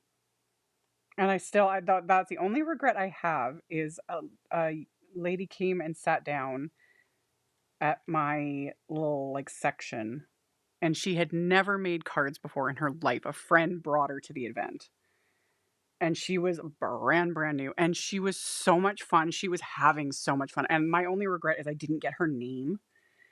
Um, and I should have like taken a picture because I had so much fun with her, and it was just that made the entire trip worth it because she was just like, this is so fun, and you like she got it, you know. A lot of you understand like that when like you just get it. It's like this is why we make cards because it's so fun. So yeah. And the sad thing is that she was I don't know if I would even recognize her. There were so many people. It was so chaotic. But yeah, she really made my day. Okay. There's my other little bow. I'm gonna zhuzh him over a little bit. And then we trim off. Boop. Just like so. Okay. Do people still exchange pins or etc? They don't. There's nothing official. I've seen chatter here and there of people asking, like, and if someone wanted to like set up a group, we're getting like down to the wire with that sort of a thing. Um, so there's nothing official to do little exchanges. It would probably be really fun. Um, because yeah, like maybe next year, because they did say, thank you, Leanne. Thank you for the super chat. Oop, there we go. I was like, hope I didn't turn anything off. Thank you. I appreciate it. Simon Says Stamp did say they are aiming to do another one next year. We'll see. But it's like if they, because last year was the first one since the pandemic. And then I didn't link to these. It's go under the links. Yeah. You're multitasking. Scroll down, go under my no, the tab below. Yep. Down. No, go back, put that back there. The one that the adhesive, and then hit enter on the blank, and it's the black and white foam squares. 3D foam squares? Yeah, the black and white ones. That's what I'm using. I forgot to link to them. Anyway, I lost my train of thought. Yeah, last year was the first one since the pandemic. And then normally Simon Says Stamp would only do create like once every 2 years because it is a monster level of work. Like monster level of work. Yeah. Insane amounts of work. So normally they used to only do them every 2 years, and we were all actually surprised when they announced like this year was happening. Like they had been working behind the scenes like crazy people. Anyway, if they manage, they have announced that they're going to try and do another one next year, like maybe do it every year. And if that happens and it becomes like an annual thing, it would totally be something where people could like set up a group or something, and it's like we could do like an ATC swap or that sort of thing. Because yeah, I would participate in something like that. Like even if someone set one up now, there's no way. I don't have time. I got a week and a half to get like a month's worth of work done before I fly out. But yeah, that would be really fun. I would participate in that. So I'm just popping these guys on with little foam squares because I'm adhering over top of the twine and everything, So yeah, it's did I okay, I was like, did I forget something? So yeah, it would be cool. Okay, do I need to trim this guy again? He might just he's gonna fit just on there, just little tiny pieces. So yeah, there isn't anything going on like in terms of like ATCs or card swaps or anything like that. But yeah, it would be fun to do that in the future. Yeah, I like it. It's working. The random mess in my head is coming together. As it always does. It sometimes does. Or at the very least, at least with the pre-recorded videos, it's like, look at the end result, and you guys don't see the legit chaos going on behind the scenes. Corrupted footage and all the things that broke and the meltdowns and all the other ridiculousness that is my life. And it's like, I did this. But yeah. Sometimes it takes legit blood, sweat, and tears to get to that point. And I'm not exaggerating either because I have cut myself. I have bled on cards in the past. Doesn't help that I am clumsy as heck too. Okay. Pop that little guy into place. Our little mushrooms. And then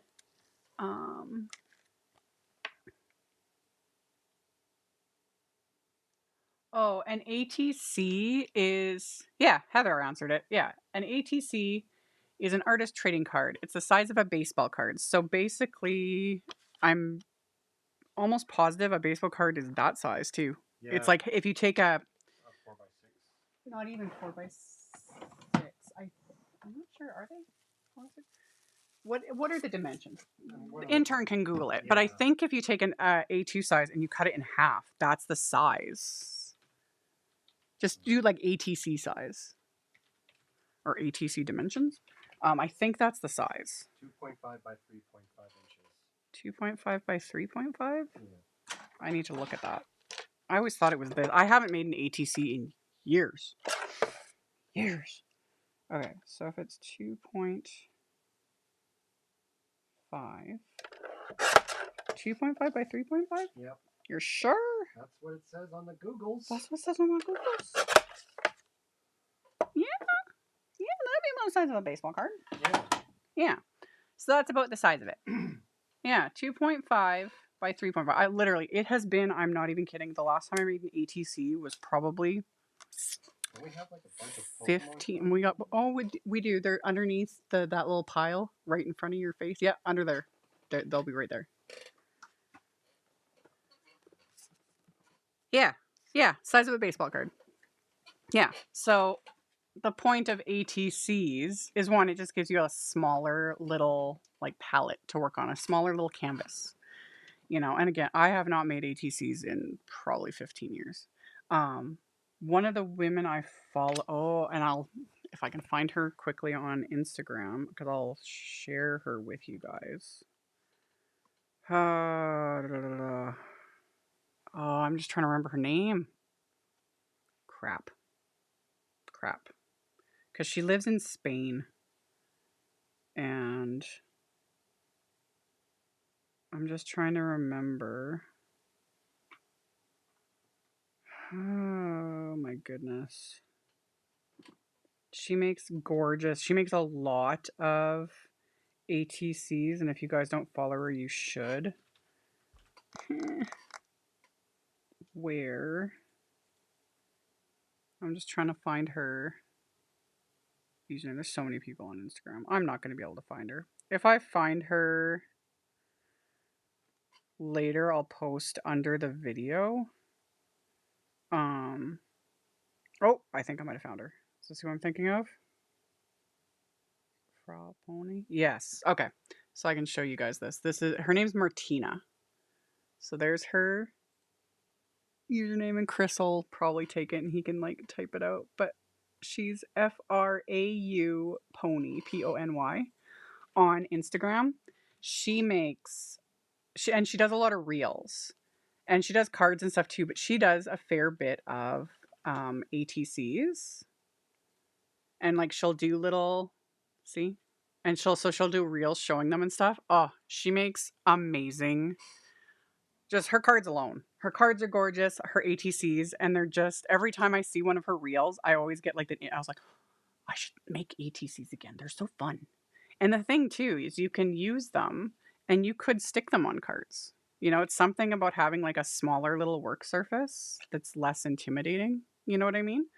And it's like, oh, if you like it. Another reason why ATCs are great is for techniques, you know, and you can like, oh, you want to test out a technique and you love how it turned out. And then on the back, you could write like the colors you used, the technique you did, and keep them in an album for reference.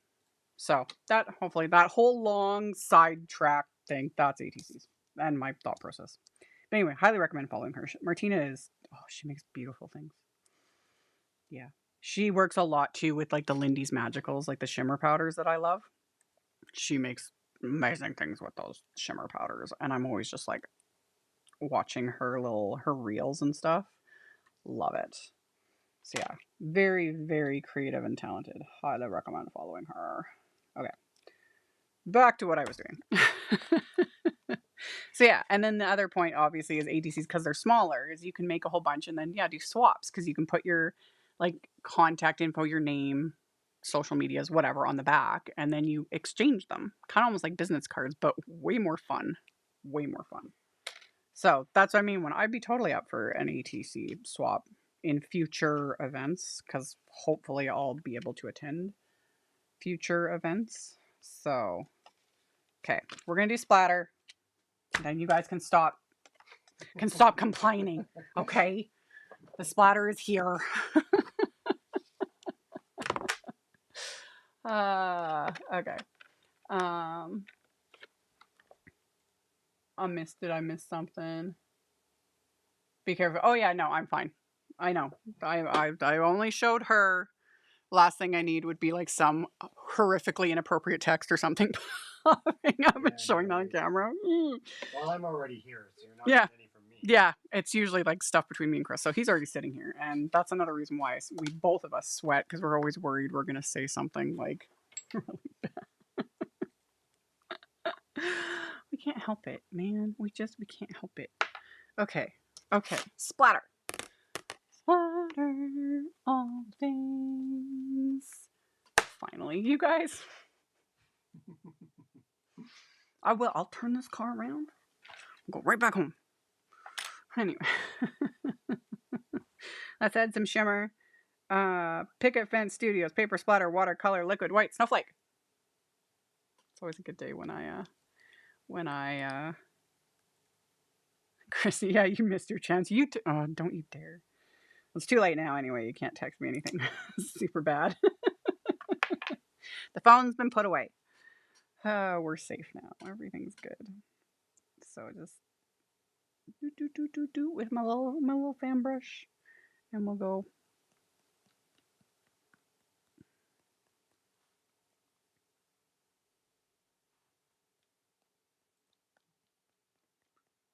Doop. And you won't. Well, yeah, you can kind of see it, but it's subtle on white cardstock, obviously, but it's so pretty when the light hits it. Did you know that there's an iris flower named Splatter Matters? Seriously? That's awesome. I need that. I know. Look it up. Splatter Matters iris? Yeah. I was talking about irises in last night's live because Chris broke it. Well, I'll be danged. Splatter Matters. Oh, that's hilarious. I'm going to have to keep an eye out for that. That's so funny. Because I need to have that in my life. Yeah, I bought a couple irises. Chris and I went to a greenhouse yesterday. No. What? Oh, you breaking my iris? You did. He did. I did. He broke it.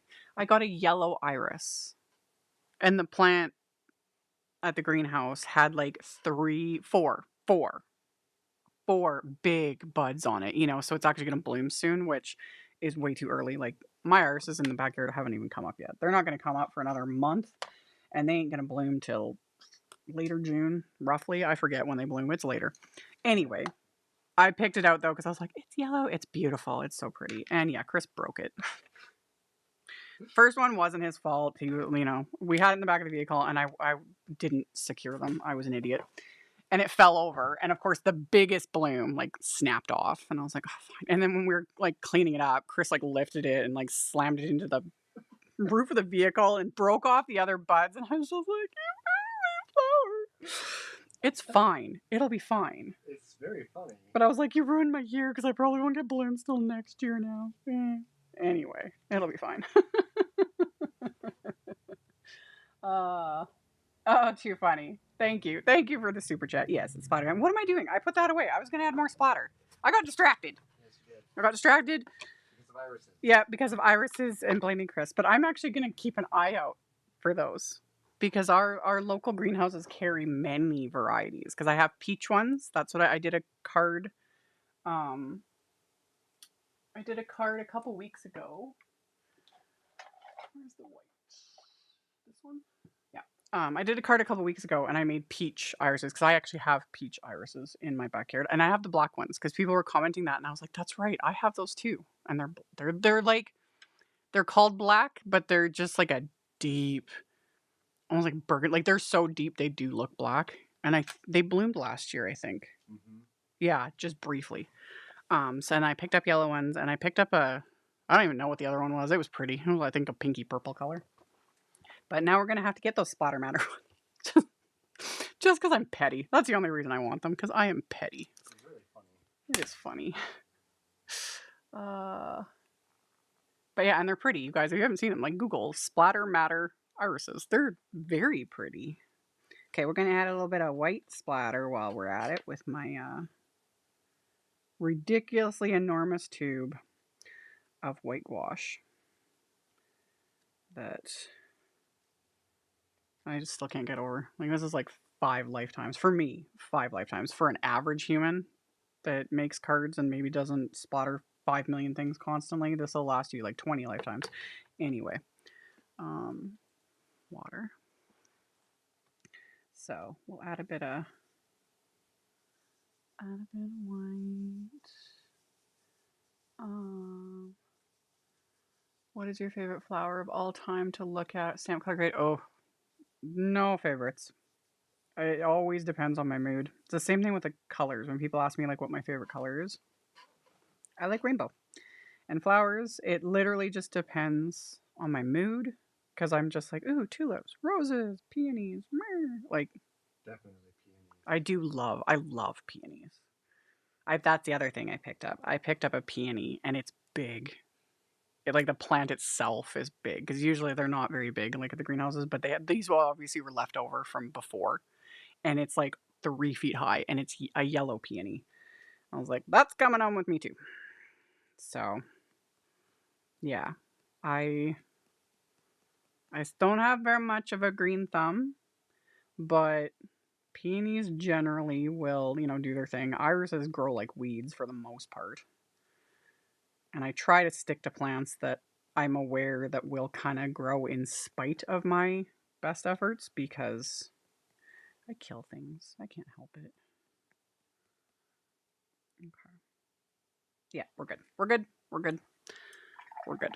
So there you guys go. You're welcome. You got splatter. 2 kinds. Do I want to add black splatter? Kind of. Yeah, let's do it. I didn't link to it, I don't think. You can add that. Adding what? The black wash. Black wash? Black gouache. It's under the splatter faves. Splatter faves? Yep. I have a list for that. I got a list. I got a link. Let's add just a smidge. We'll add just a smidge. You found an iris called Splitter Splatter? Oh dear. I'm going to end up with like how many different types of irises? How do you spell gouache? Gouache. The black, right there at the top. This one? Titanium white? Ooh, both of them. I didn't link to either one. Oops, my bad. He'll add the link, and then I'll add them in editing afterwards. This year I had a white iris bloom. I think they were white irises at the greenhouse when I was there yesterday, and I was looking at them. And I kind of passed it over, but I'm sure it's only a matter of time. It's only a matter of time before I end up owning like all of them. Maybe your garden supply shop can order some. Maybe things kind of depend, up here with like climate. So although most, if not all, iris varieties should thrive up here, but a lot of things don't, because our climate gets way too cold. But the other thing is, thanks to science and all the genius people that do like hybridization and stuff, the amount of things that we can now grow here. Like, I got a wisteria plant a couple years ago that has never been able to grow in our climate, like ever. But they've hybridized it, and it's alive. It hasn't grown much. Again, I suck at this sort of stuff, but I'm hoping I can get it to like grow. We've got it next to a little arch, and we'll see. We'll see if it survives the winter. Okay, we'll add a little bit of, not much. I'm just gonna add a little bit. Just a smidge of the black wash. Then you guys get some extra splattery goodness. Mm-hmm. There we go.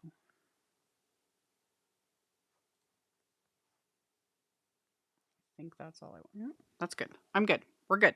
That's it. That's all we need to do. Okay. What did you splatter with first? That was the first thing was the shimmer. That was the Picket Fence Studios Paper Splatter Watercolor Liquid White Snowflake. That was the first one. And then these other two were those ridiculously huge tubes of gouache from Altenew. And the black especially, you gotta be careful. It is pigmented. Like, whew. Hence my watercolor water being like almost black because of this stuff. The forbidden water gets tastier. The forbidden water gets tastier. You're gross. Gross. Yeah, don't drink the watercolor water. It'd be icky. I've done that once because back in the day I used to just use like a coffee cup. I was smart. To like swirl my brushes in, and when you got a coffee next to it, you're not thinking, and you just go to take a swig, and it's like, oh, gross. Do that once. Never use coffee cups again for for watercolor water. Okay. Okay. There we go. We got all our splattery bits.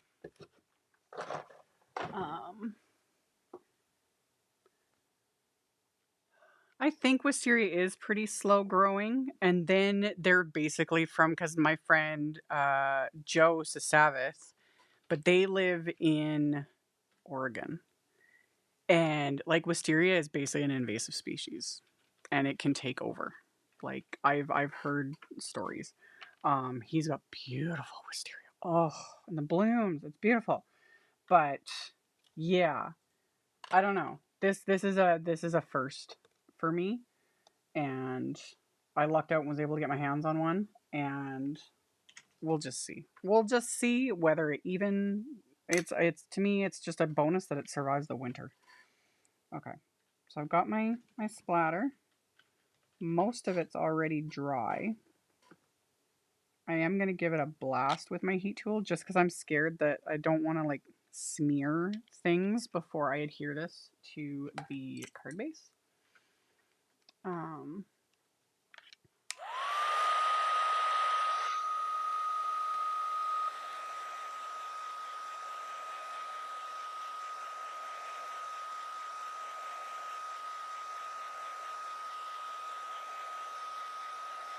Basically in Australia, if it can't survive 40 Celsius plus summers, I don't know how you guys do that. I don't know. And see, we're the opposite. It needs to be able to handle 50 below, negative 50 Celsius, which always starts an argument with some people. What's that in Fahrenheit? It's cold. After negative, is it 40 or is it 30? 40? That it's the same? Minus 40 is the same. Yeah, negative 40 is the same in Celsius and Fahrenheit. That's just stupid cold, you know? And then after that, like minus 50 Celsius is like minus 65 Fahrenheit or something. It is stupid cold. So yeah, plants need to be able to survive. Negative 30 at the minimum, but we do generally hit minus 50. At least once. Yeah, at least once a winter. So fun.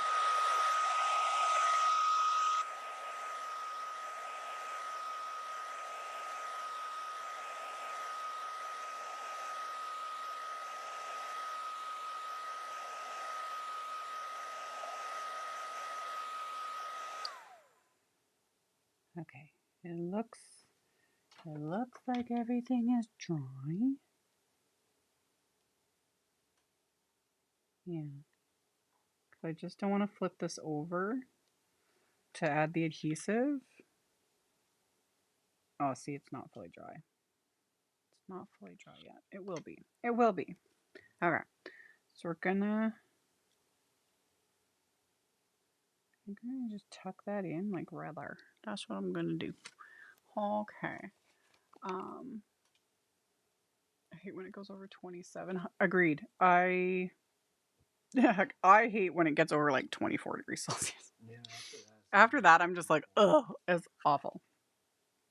It's just one of those things. When you grow up in a ridiculously kind of cold climate, like we're just used to it. But yeah. I'm not a fan when it starts getting like really, really hot. I just, yeah, I melt. I don't like it. I don't like it at all. I'm not stop. Okay, we're good. Yeah,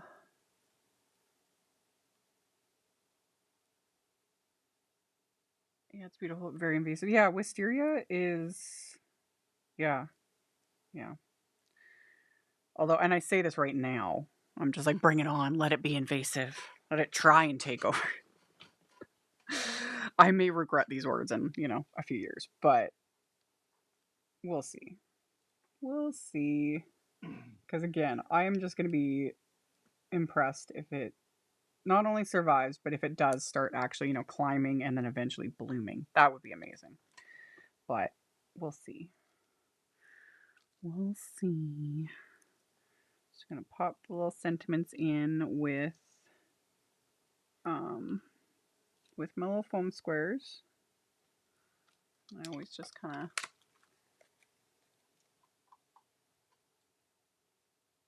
He lived in Death Valley. Oh, I can't imagine. I can't imagine. Yeah. Like, it's. Ugh, yeah. It's a dry heat. It is a dry heat. So crazy. Okay. Get that out of the way. Yes, I had plans for the sentiment. Sort of. Not really. But there's usually places to, tuck a sentiment in, that sort of a thing. Okay. Then, last but not least, well, second to last, there's still another. Again, my brain's getting ahead of me. Got to put some foam tape on the back of these. We're nearing the end of this roll of Big Mama foam tape.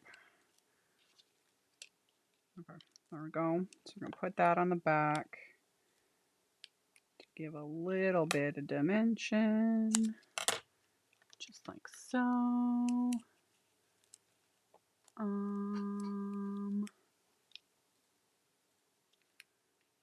Here in the Midwest. You have 4 seasons, winter's too long. Yeah, like we're in Saskatchewan. We do have 4 seasons, but technically spring lasts about a week. And fall, which is one of my favorites, we get a hint of fall. It feels like it's like, oh, look at the beautiful colors, and the wind comes and ruins it. Same thing with spring. Yep. It's like, ooh, it's beautiful spring weather, and then the wind comes and ruins it all. And winter lasts close to 6 months. About 5 months. Yeah, about 6 months is winter. So, yeah. Okay, got that, and then get foam tape on the back of this guy, just like so. Oop. And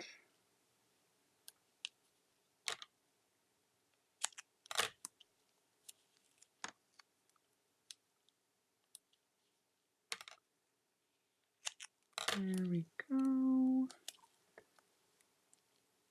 And last but not least, okay. Boop. Okay. Yeah. And then we'll take the backing off and then pop these onto the card bases. And then I think I'm going to add, that'll be my final step, is a little bit of bling. And like always, does it need bling? Not necessarily, but I like to add a bit of bling. So we'll pop this little guy right into place, just like so. There we go. And then we'll do the same with this one.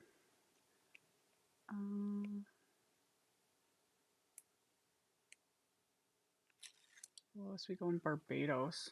It's about 24, 25.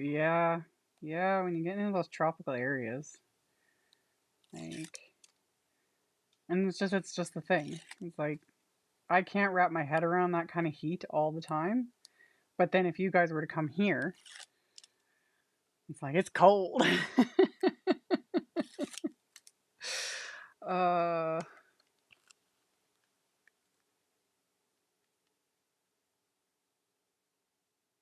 there we go. So we got our cards, and then we just got to add, there it is. I got some little, I splattered myself. Whatever. Starshine Embellishment mix.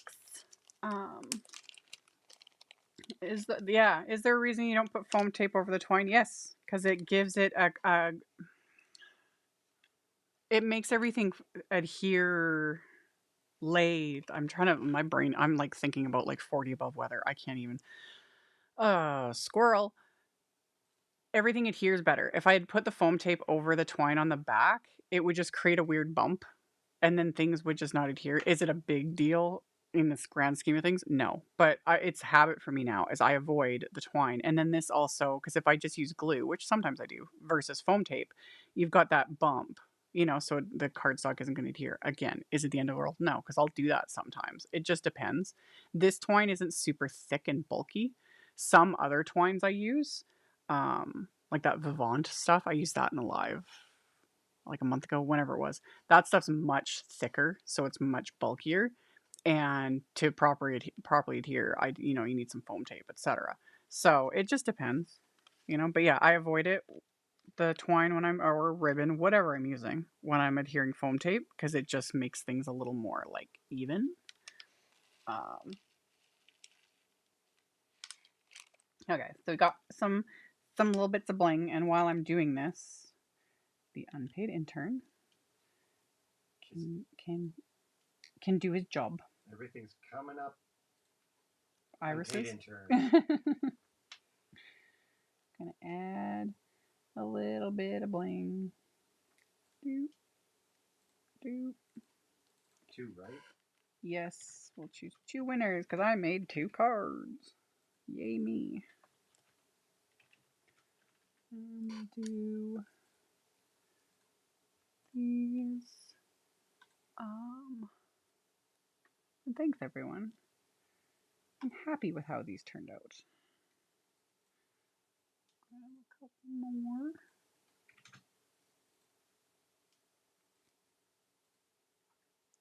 And there we go. Time for Chris to shine. Oh yeah, this is his purpose. My purpose. Your purpose. Where is my? Where'd you go? There you are. Okay. Okay. Let's get these adhered into place. Remove the glue booger. There we go. Get that out of the way. All right. Let's add our little bits of glue and get these guys into place.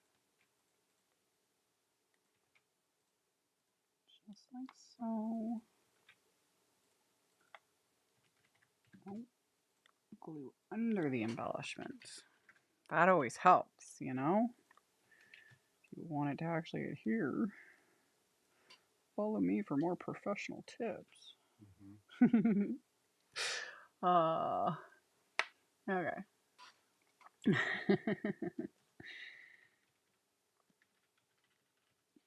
Some winners. You got winners. We have Michelle Nicholas from Montana and a Colleen Salk from Tennessee.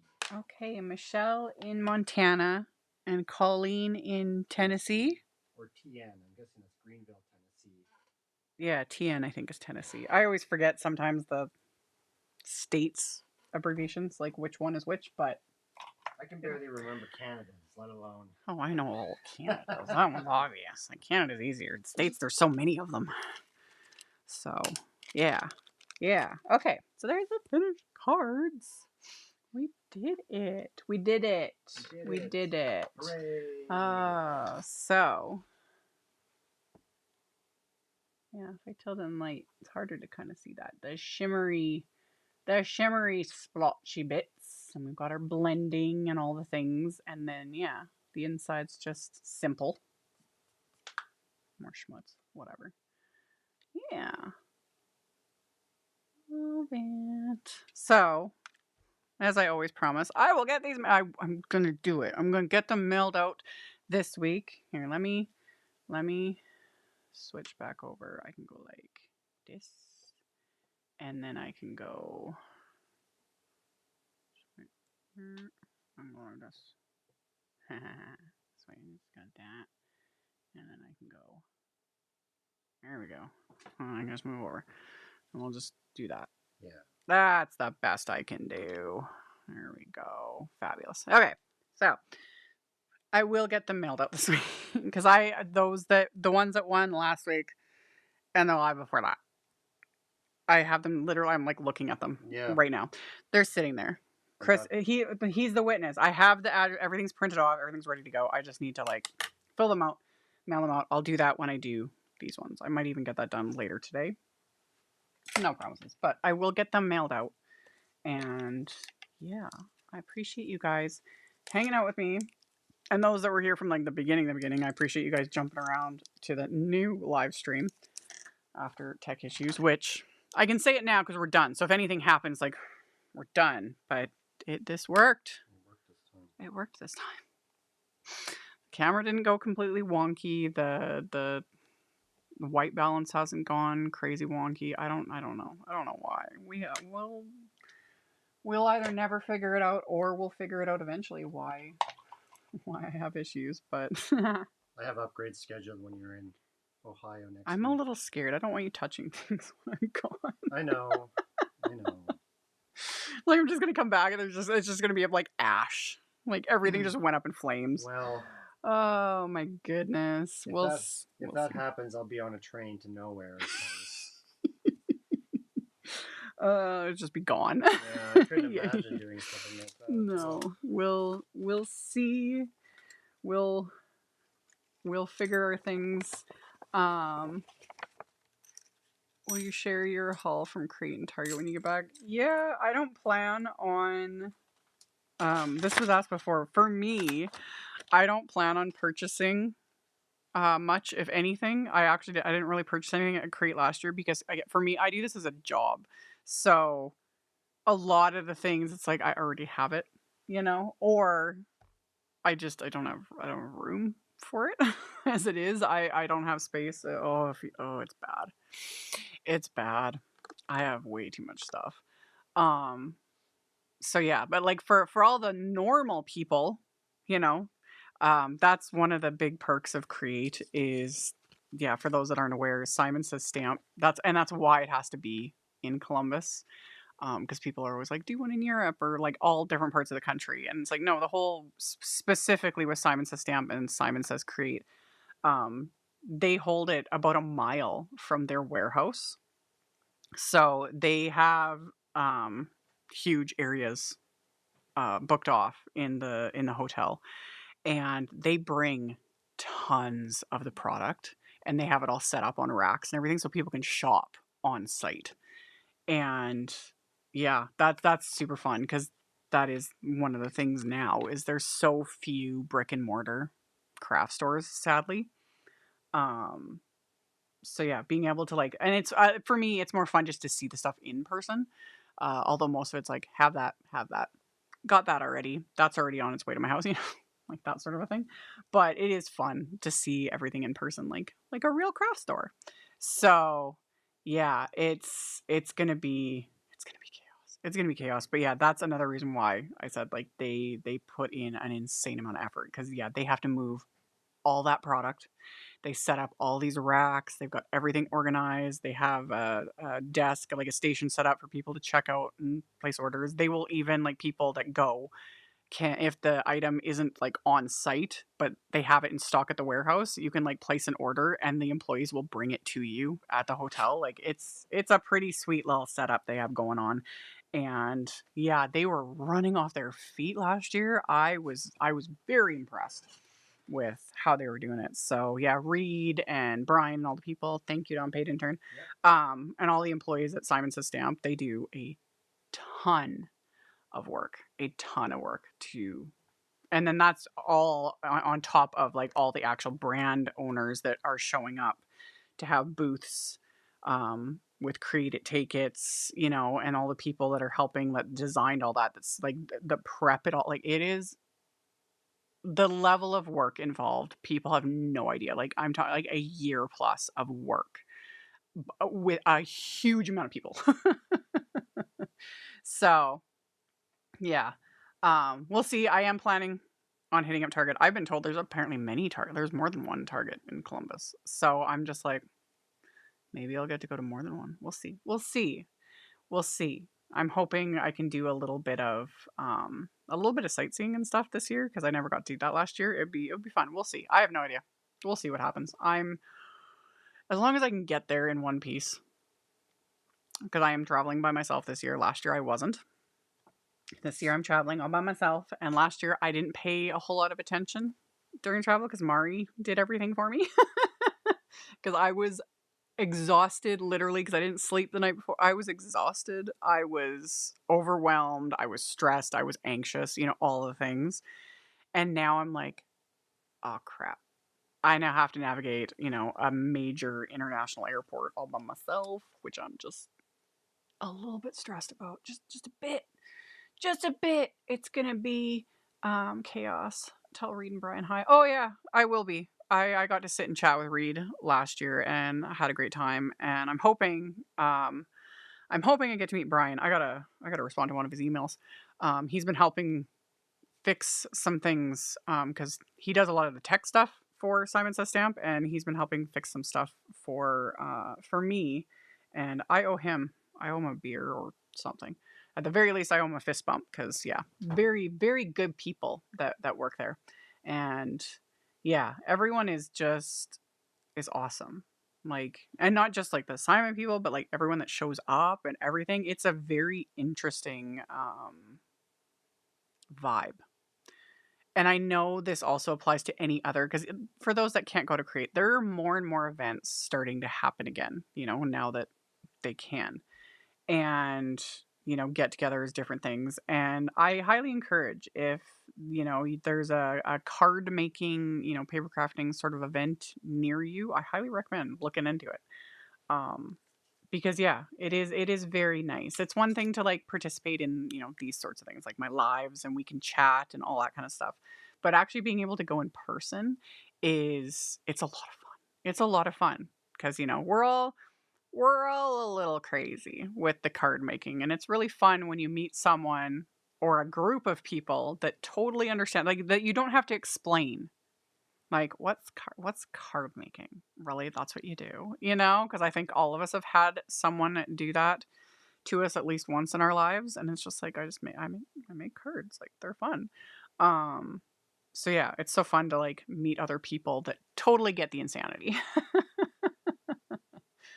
So yeah, it's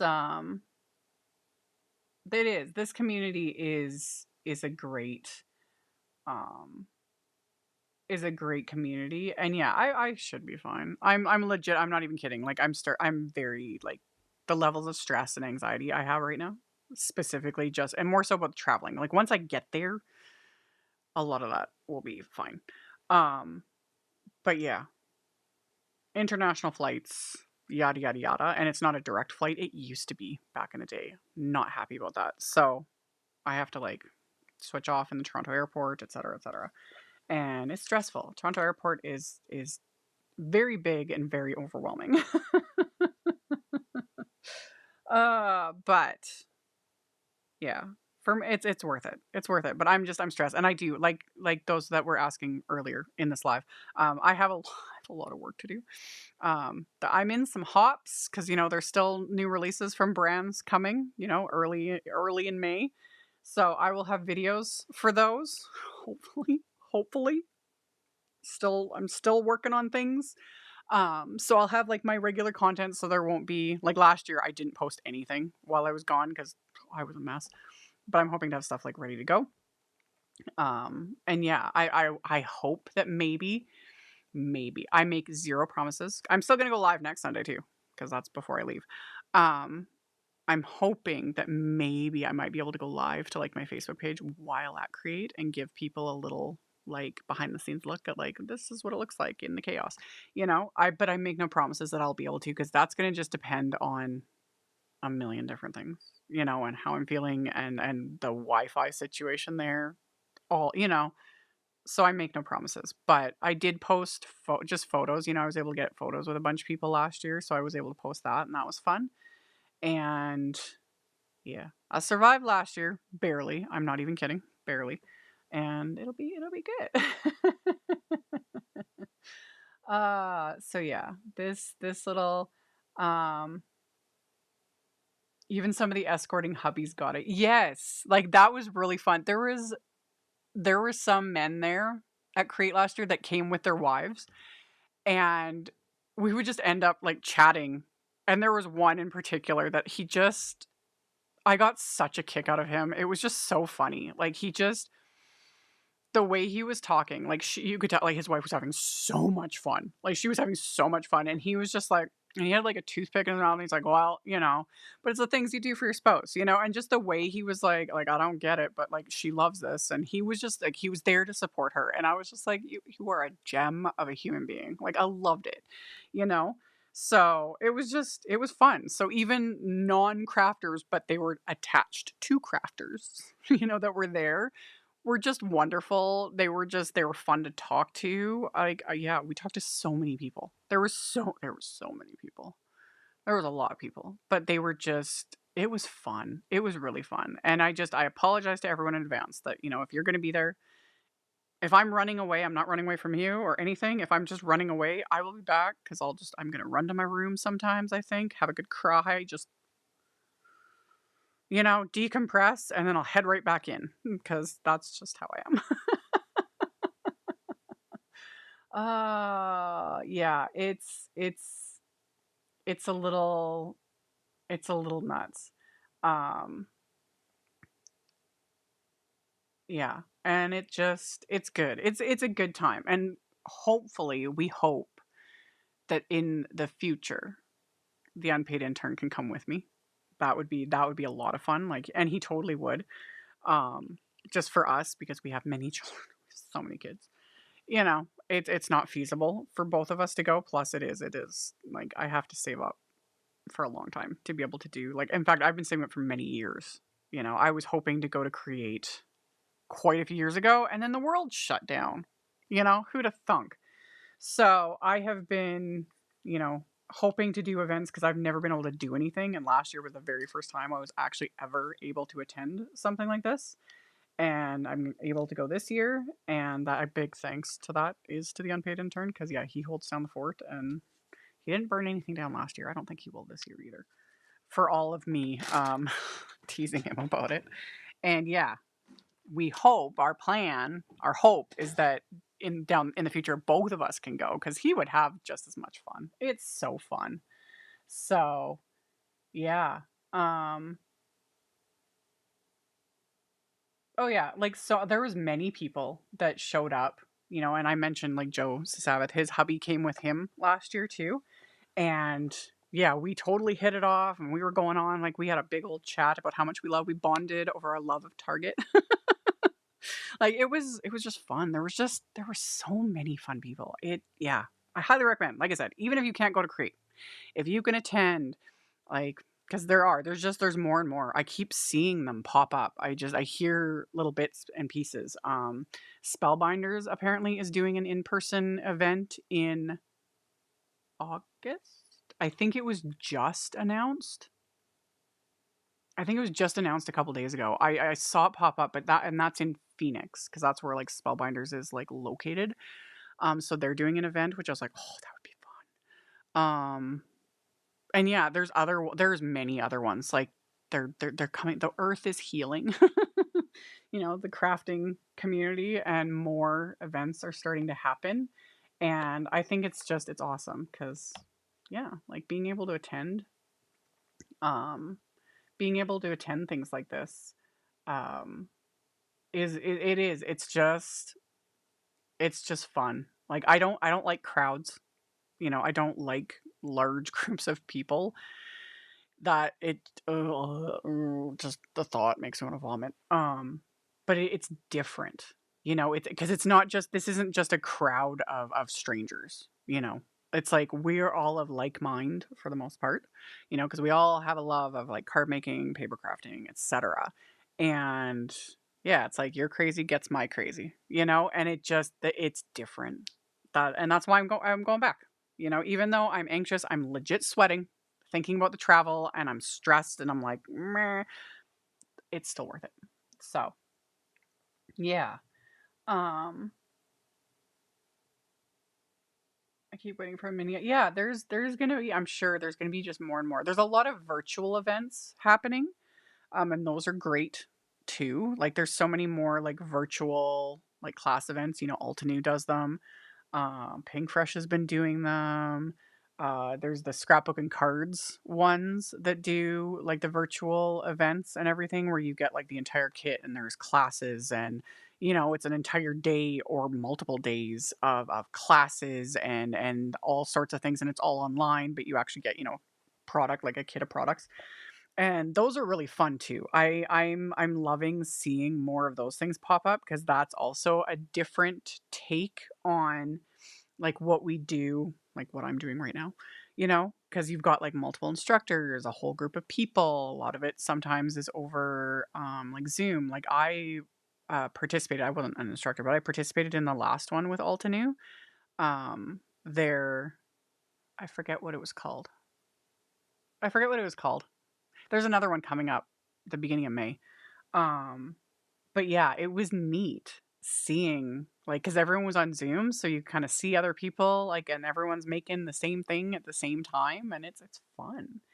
Um, yes, and just like Christy said, you can yeah, you will find your people. Like it is um so much fun. So yeah. But with specifically with Create, I don't speak. I work with Simon Says Stamp. I'm like exclusive to them. I've worked with them for many, many years. I don't speak for them. I speak for myself. Um, I don't think they'll ever do events anywhere other than Columbus. Again, like I said, it's because it's very close to their warehouse. Because otherwise, logistical nightmare. Logistical nightmare. Um, but there's so many other like groups, businesses, events, like different there's so many different things. And, there's going to be more. That's what it was. Thank you. Thank you, Lucy. The Altenew March mindfulness retreat. I was able to take a couple of the classes and it was fun. It was fun. So, yeah, they're neat and a lot of them have like the online, yeah, Michelle, you've never done one. Yeah, a lot of them they're fun. They explain everything, and there's usually, from what I understand, because I haven't really been able to participate in many of them, but I'm hoping to do more of them because they're fun. But like you order it, you get a kit of product, and then they get like you either get links. There's usually like private groups that they set up on like Facebook, that sort of a thing, where people can like connect and chat and ask questions and all that kind of stuff beforehand. And then they've got, videos, and a lot of them are live, live videos with the instructor and they walk you through the whole thing and it's fun. It's really fun. So, yeah. I participated in the March Mindfulness one and I was like, I like that. I like that. This is fun. So I want to do more of them. And yeah, Concord Ninth, yeah, they do their summer camp one. And I've heard amazing things about that. And they've got like they set it up like kind of like oh, my hair's a mess. Whatever. Just, no, whatever. But they set theirs up like, yeah, like a summer camp. So the instructors are camp counselors and that sort of thing. And I've heard a lot of good things about theirs too. And yeah, there's options, like so many options. And I'm sure there'll be more, because as all of us on this end, like the makers and the content creators and instructors and brands and etc., are figuring out tech. It's that's one of the bonuses of this whole all the crap that's happened in the last few years and everyone moving online and that kind of stuff. It's like we're figuring out how to do these things. And then that way more people can participate because that's part of it too, is a lot of people literally can't. you know, do in person. Either you're international or, you know, it's traveling is not an option, et cetera, et cetera, et cetera. So it's just a really fun way to be able to participate. You know, that's the closest to in person as you can get, is like those specific events, you know, and then under that is things like these lives where we can like chat and interact like in real time.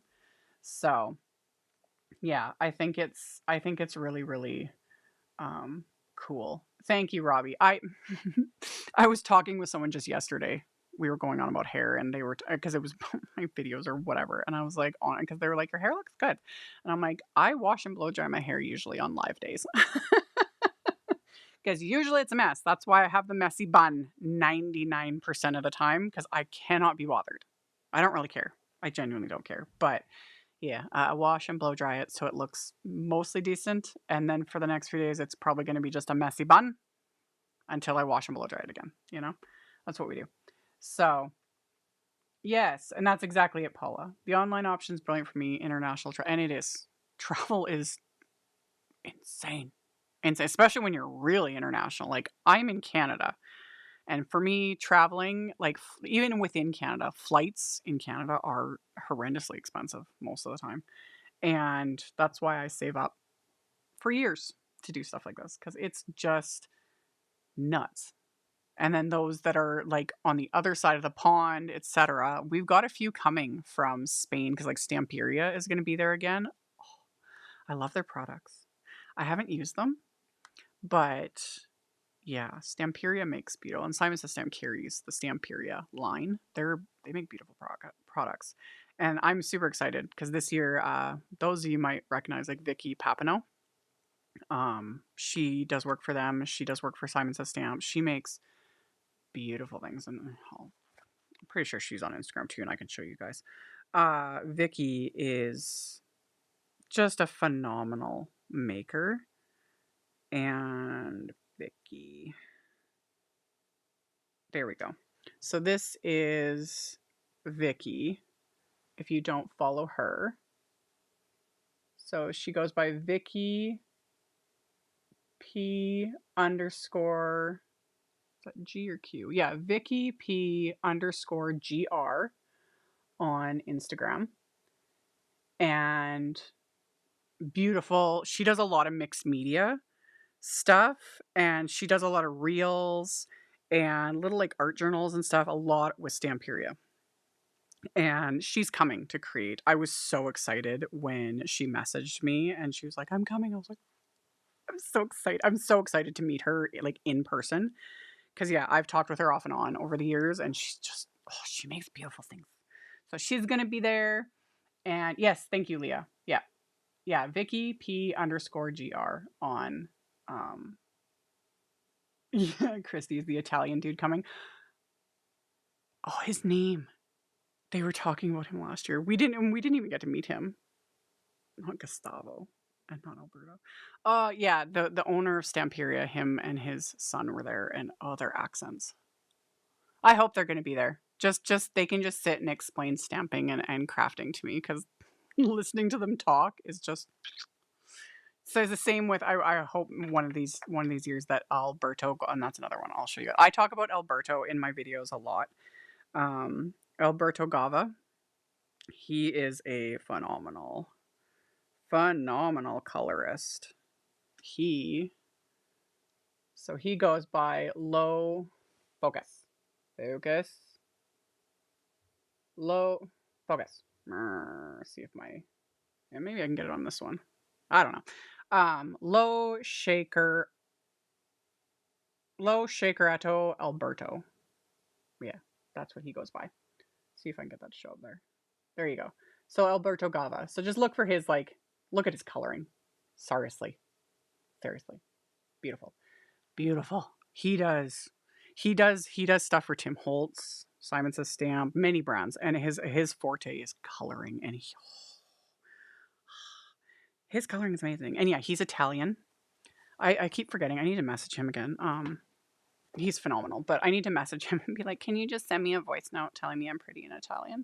He did that for Kathy Zielski like a couple months ago, and I was like, oh, not fair. Because yeah, beautiful accent. He just and oh, he's so creative. So yes, thank you. Yeah, Christy got it. There we go. Yeah, that's his username on Instagram. Follow him. His coloring is beautiful. Just so good. And he draws. Like he designs stamp sets for Simon Says Stamp. And yeah, just so good.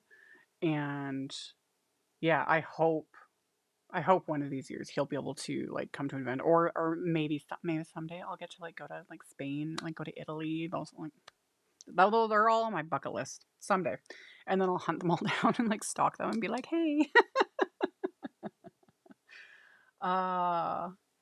yeah, Vicky has a new collection with Stampwheel. Oh yeah, yeah, and yeah, Vicky is going to be at or last I heard, like she is planning, she's attending, she's going to be at Create, and I'm super excited, like so excited to get to meet her in person after all these years because phenomenally talented maker. I just all her stuff, I'm always just like so good. I love Stamperia. I really love their stuff. It's very mixed media. Like very like 3D. They have like the molds and all that kind of stuff. Like very 3D, very mixed media, but it's beautiful. It's beautiful. I need more hours in the day. I need more space. I need more money so I can buy all the things. uh yes, and bring Nico Scrap with him. Yes, Nico Scrap makes amazing stuff too. There's so many. There are so many amazing makers out there. So many. I love it. I absolutely love it. And so many different styles. I love it so much. Like I love all different styles. I dabble in other ones, you know. I do my thing, but I would love to have more time to do like get into the like real like 3D mix me like the like Prima, like their makers are unbelievable. Like Prima stuff. I've always been a fan of Prima, but yeah, I follow them on on social media and stuff, and their makes are just. It makes me want to go. It makes me kind of regret no longer having those that have followed me for many years. Not only did I have a big ribbon collection, but I had those like I had a huge collection of the Prima paper flowers. For he's not in here. Um, I had a huge collection of Prima paper flowers way back in the day, and I do kind of regret when I had to downsize, but I didn't have a choice. I had to downsize. But beautiful things, beautiful things. So, anywho, I had fun chatting with you guys. This was fun. I always like taking a little time to be able to like hang out and just chat, just for funsies, you know. And I got a mess. I got to clean up, as always. I got a mess to clean up. I will do the photos, you know, the photos for the social medias and the blog post and all the stuff that'll go up later today. And I'll edit my links wherever, you know, I'll edit the links to make sure everything is kosher.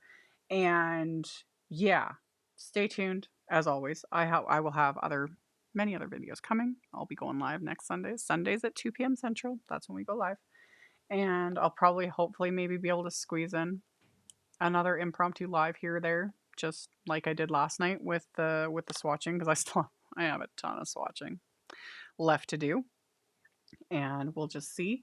And yeah, I appreciate you guys for hanging out with me and for chatting and the super chats and all the things. I appreciate it a lot. I just appreciate people showing up. I do. It it means a lot, and it helps. And yes, the thumbs upping, the thumbs upping in the commenting, it does help. It's not about the because like the perception before was more like, oh, like you don't need any more thumbs up or comments, like you have enough. It's not about that. It literally helps with the unbelievably ridiculous algorithms that run everything, because the algorithms just suck. Because we have no control over it. You know, I'm not joking when I joke about the robot overlords. Algorithms. They run everything. So the thumbs upping and the commenting, it just kind of pushes the algorithm, you know, more so that people that already are subscribed to me might actually see my content. Because I get that a lot sometimes from people, and they're like, "Oh, I haven't seen you in such a long time. Like, welcome back." I'm like, I didn't go anywhere. Like, I've been posting lots consistently, mostly consistently. You know, I post all the time. I do this as a full-time job. It's like I didn't go anywhere, and they were like, I haven't seen your content in like years or however long, you know? And yeah, I was like, yep, that's the algorithms. Or even they'll contact me and be like, oh, I was like unsubscribed. I didn't even do anything. And it's like, yeah, that happens too. Again, the robots and the gremlins behind the scenes, I swear they're just like pulling out the wires and like unplugging things because they can. That is the story of my life. So it helps, and I appreciate it. I appreciate it. So thank you guys so much, and yeah, I hope you guys enjoyed making these cards in the chaos, the chaos, and my all my little side trips during is what it is. I don't mind it. So yeah, I will see you guys, chat with you guys, etc. later.